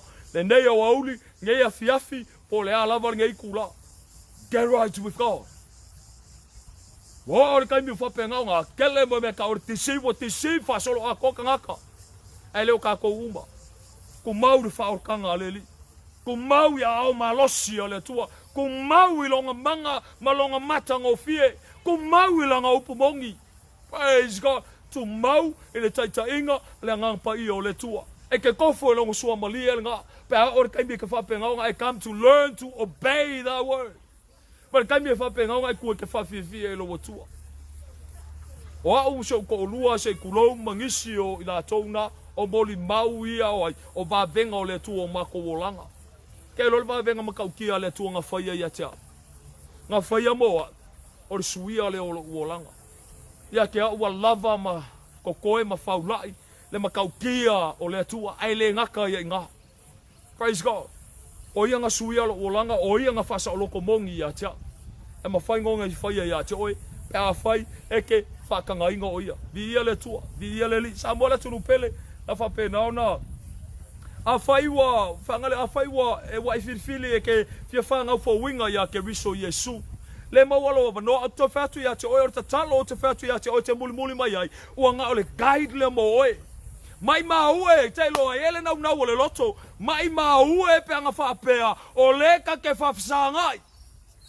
E alanga o le ngaka I lunga iri ka whao ka ua whafsangai. Mai maue pe anga whapea. E ma whai o ngā ufusi aku ia ke oi. Mai fusi mai ia te au. Ma ka ua whafsangai. Praise God. Ka upule alofa le tua. Ka kalainga le tua ngia vangoa ma kau kia ma ngia vangoa pale ka ko ke whafsanga I le upoleli ia ngai moli ma winga la ia le o tangata le ngaka I ngai au vava ia tu fo ia te oi ia le li e ko sau ka ula ingo mea o mai le o se vi ingo se tasi. Praise God. Alofa I le ka le sia le li. Praise the Lord. Alofa I le tua. Sa boa le tunu pele alofa I le tua. Alofa I langa I ka le sia. Le mawhai on kako alolofa I le tua pe a kako le loa le tua I kusa malanga upu. Le mawhai on kako whami kako kia alolofa I le kalesia le tua pe a kako le loa le alofa le tua I kusa malanga upu. Praise God. Ar ka uale ia te tātou. In ora mo I tātou kako kei loa I le upu le li. Ta ua ke le kako whangau fo winga ia ke riso Yesu. Kako whai me whalangolango la ia lea I le anganga pa I o le li. Nga ke whamakala inga le makango fio le upo le tua ia te tātou. Ma le makau kia o lo ngā lofa e whapengau ngā kako sava vali ai fo I kusa ma le upo le tua. O le makau kia lo le upo le li. O le whai la aunga, o le whai whea au mai la koe la ngā inga le upo le tua. Au ese me mawhinge la aunga I kongo lopu. Po kongo le kalesia. Salamo tina I tutono le kalesia. O e tina le ngā e la aunga fo ia ngai kongo le kalesia. Ka ua kele la ngai au le upo le li. Ale winga o le whamakalanga. Ka ua kele ka ko ola mo mo I le upo le tua. Praise God. A ola ke me ke ola I le upo le li. E ke kula I malo makau I le tua. Ke kula I malo wa. E fai ma le fai ke au mea I lumo le li. Praise God. E le ulangia le tua. e pa ia le tua. Praise the Lord. E mamalu o ia e silisili ese o ia. O ia o le tua moni e tōtasi lena whaia le langi, ma le lalo langi ma mea umolo iai. O ia le na. Praise the Almighty God. A o la le kaimi kako ke ola i le upo le tua. Le kalesia le tua. E ke lola kulanga i kongo le kalesia, e ke lola me whailu mo le tua. E o fo le ia ke o e tangata wai whalongo le upo le li. O le makau kia ngau le lofo le tua. A o la le kaimi ke saua i a whakanga ke riso Yesu e sui alo o langa mai whanga fo winga i la le anganga ia te ia. E vai e ke aui oe le lofo le tua ma whape ngā onga. E ke lango ngā inga longa si ufufonga. E le ngakanga e whapula ino mata whale anganga. Ma whaba ai oe le tua mo utalinga. E ke whape ngā ngai whawhalonga ma lango ngā inga ia. Le meo lenga lua mai e le tua. Praise the Almighty God. Tala atu lava noa mo oe. Tangata e whape na ona fia o follow wola i le li. Le nei tu la, e po nei vaenga o le aso. Au te whamanatu atu ia te oe, o le tatalo e whaina, o le tatalo o ngā o se guide mo oe. Au oe whape nao na, o lau loto, tangi ilu mo le tua, ole ilu mo le tua, whato ese o ilu mo le tua. Sala mongi o ilu mo le ali, wa whape ngao ngā eanga mai ele ngata, e te tali tonu ia ke riso Yesu, e ke whakua kua ia ke ia, ai a whape ngao talia o ia. Surrender lo wola ia te ia. Praise God. Ni ia le li. Hallelujah. Ela whape nao na. O ia se talo mo i tātou. Wa muli mai upor te talo nei. Ai o te whatoe whai atu. E le ola ukakalo e ke whaola inga ai. Ai ua ngā o se guide mo oe. A o oe. E ke alanga o ilu mo le tua. Ni ia le li. Hallelujah. Praise the Almighty God. Lea tu ai whaftai tele mo la upu. Wa o whalongolongo e nei aso. E to atuli ro uloto ia te oe. O te whato ese atu ia te oe. O au lava o tangata ang sala. Wha mawalalo ia te oe le ali e. O te lei loa pe au noa malawa fio. O e na sa ili e maua ia te au. O lea wa o whai ele filifilinga tonu. Ma le poto i au luma. I lau whafonga anga. I lau mai moanga ia te au nei tula. Whamangalo mai ia te au tangata ang sala. Au te wala au ia te oe, o te fia ola. O te fia sauloto. O te fia mafuta ia te oe. O te fia iloa oe. Lea li ie. Wala au atua ia te oe ke riso Yesu. Whaola mai ia te au. La vea i mai ia te au. Whaonga aina lo nei ola ia so te toi. Mo lo vi inga. Whaftai tele mo lau whaortanga. Whaftai mo newa no matango fia wa o maua. Ona oe ke riso Yesu. E ala tua ne talo. Amene. Amene. Amene ma amene. Vi ia le tua, vi ia le li. Ta aua tele o ere tangata u whapena. Ona e whirwhile o follow wola i le li. Praise God. Mai a ngai anga la ile tono lo afiafi. Anga tono lo potu e to tuli o ina. Ta tala lo loto ile tua ma fa pena na e ngani lo mo le tua ma vala au lo mo le li. Praise God. Ila lo na tu le. E fa pena ona fatu ile tua e taita ina oe ile mea olo iai ile maftanga e fanga ilo wola fa le nganga. Taita ina oe ile mea olo iai le au na moni le tua. Taita ina oe ile mea olo fina ngalo le tua e taita iai oe. Praise the Lord. Ta tala iai lo loto ina ile tua. Tala no ile tua ele o kau ko ngako upu fa lele ma kako masangiai. Kama fo ile wifi mo so kele lo kakalo ile tua. Afa ke lo kala ngo ile tua. La ngor fa ngor kakalo e te tala no ile tua. Kala ngo ya te ia. Afa ke le lo alo ko nga kakalo fo ile ka ko wa ale atua e. E maulunga me olo e fio ai. E pa ia lava oe lo mato watua. Me ai. Kala ngo sa o ile tua. Tama le tuai. E te lolo loto o au o te fia ola. O te fia muli o wala fa muli. Tai ia tau. Ile meolo ia ile au na o te ola ai. Fafanga ilo ola fa le anganga. O te ola mata ua ia te oe. Ma ola ana ila upu. Ma ola ai o te tue fafifi ia te oe. Ke lolo makau ki or kalan kuspa ia. Ma ere kai mi kako ke le loa mea kako ke whakonga ai. Pe kako ke kakalo ai. ai ngalua le nganga pa io le tua io tatou loto fai mai la o ia ala le nganga ke o ka winga i tatou inga ia i lo talo i le tua la ko fa ku ya ke a vea o spinga fa mau le tula ke lo kami ngau fa ola inga ma ko le lo ka kalo ke le lo fa se kalo ngal power ka kalo ke lo fa nga lo matou tamau le langi ke le ala kami o ka kalo le power ngal kalo ke foi kalo ka loko foi le ka loko ale o singa ka kalo ya o mala ia le a or ke me fai me ai nga usu le pese fore mali e pulele tama afetai Yesu fa i mai me ai tau si ai matou le fanau amen pawanga ya kau loko ai nga wo fa o nga mo ko le lo ka kalo ilu mo le tua ele ya o ka winga usi fai fe au e ka kalo a le mela le nga kangi ilu mo le tua le tuai o ke le lo ka kalo a o ka winga ia o lo tatalo ia te oi e o fe ka ngal kuspaia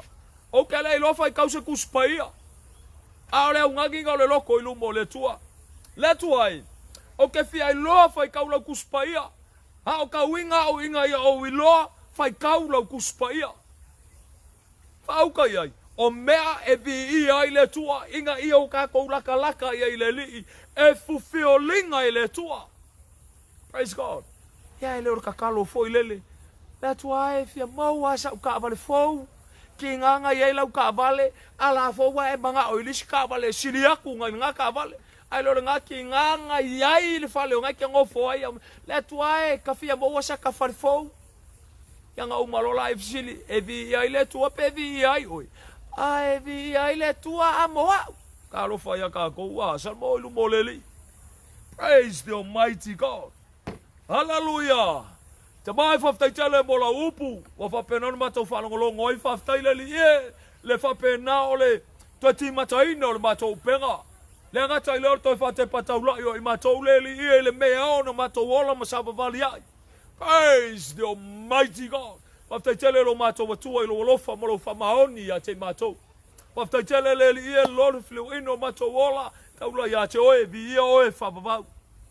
Pamanuia le ie so se tasi famau lolo loto ya te oe. Vi ia la wafio le unoa fa ea ina e oe lo mato wali. La bea ina e la wafio famul mole. Praise the Lord. Waftai tele lo mato wali. Lord au no ma la wafio e matuale lo loa i mato. Without you we are nothing. Praise the Almighty God. We thank you, Lord. Thank you, Father. Mi oe whamamau. After tele mola whaurtanga lo mato watua. Mi oe ta mamai a whase me mato te whaia. Whapei fole o mato lava o auna e leo ngā. Mato whaia tusa mola whatonunga.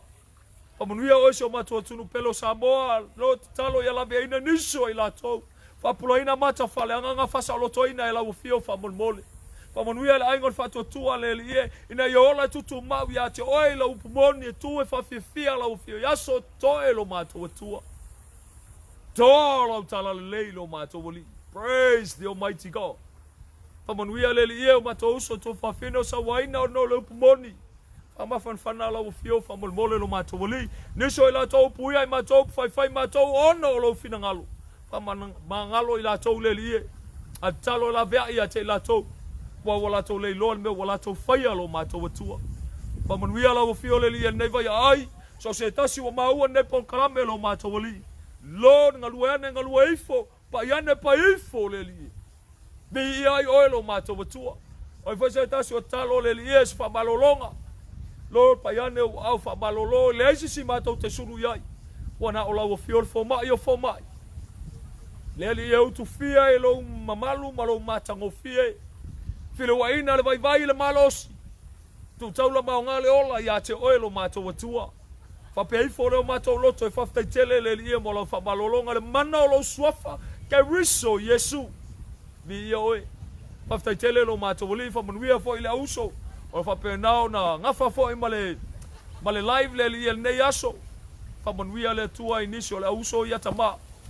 Vi ia oe fa manuia le ie le aingon fatotua fa manuia le ie Lord societas vi ia o lo mato tu le ngata ile societas o maua fa ngolongo lo mato li ngalua ia le mana o la wo fio e vi ia o e fa vavau la mata ma lo mato talo le tu na tu ia te oe ala tu ilo suafa man malo ke riso Jesus tia to ya te oe fatasi matalo ilo yo mato lava loto matu watu ya te oe lo mato wetua ono oe ke riso Yesu ala to ne talo amen amen amen ma amen via lele via tama ya sa mola tunu pele ya alfa malo singa ole avion pa ya le tua mo oe ma nei tu lai fa pena ona lu ita wina i ta wola fale nganga awal kama foile la kurkalinga le ai kafea i liskalinga le ai o makalinga lua sau ke le loto ka mau papa ango tato loto ka kalo ilanga pa yoleli ngalua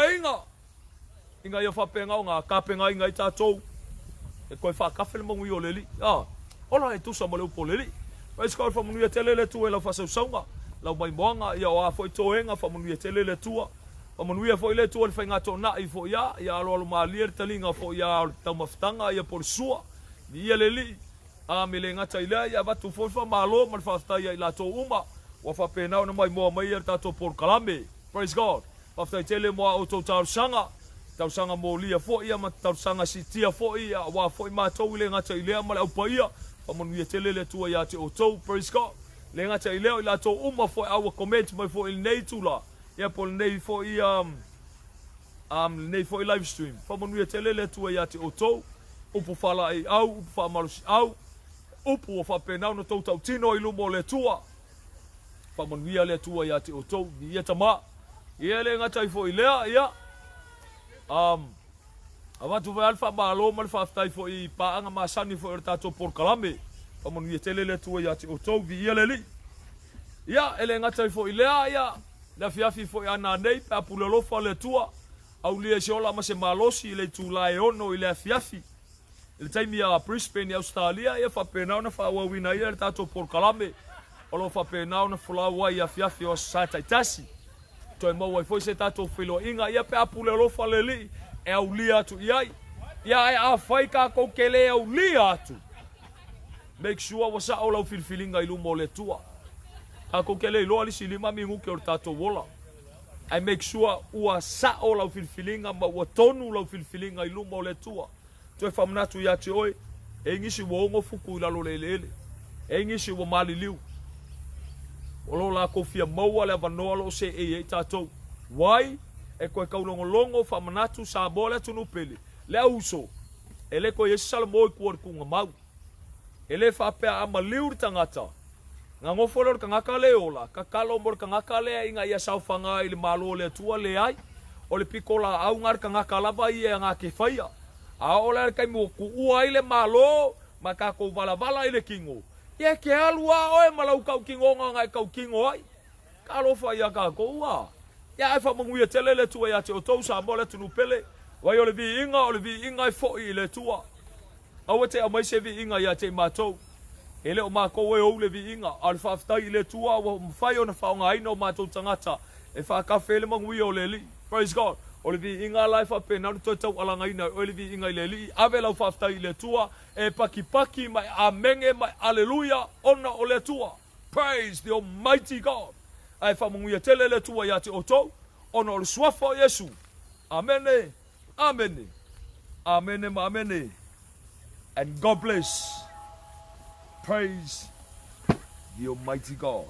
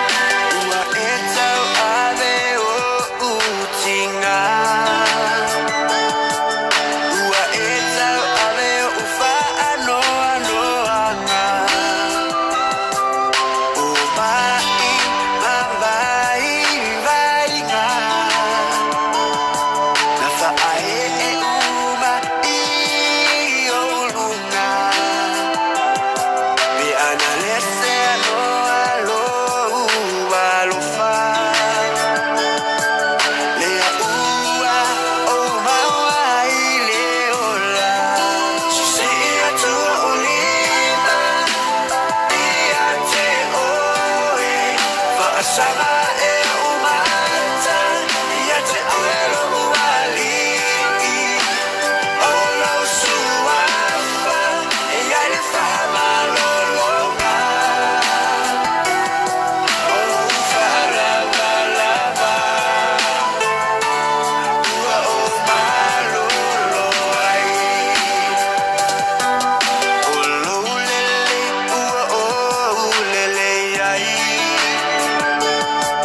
Olo alofa, ua o lai. Olo o balu oe, ile afa. Ole balu oe, ile vevela. Olo o yate oe, upu ole ola. Fa fetai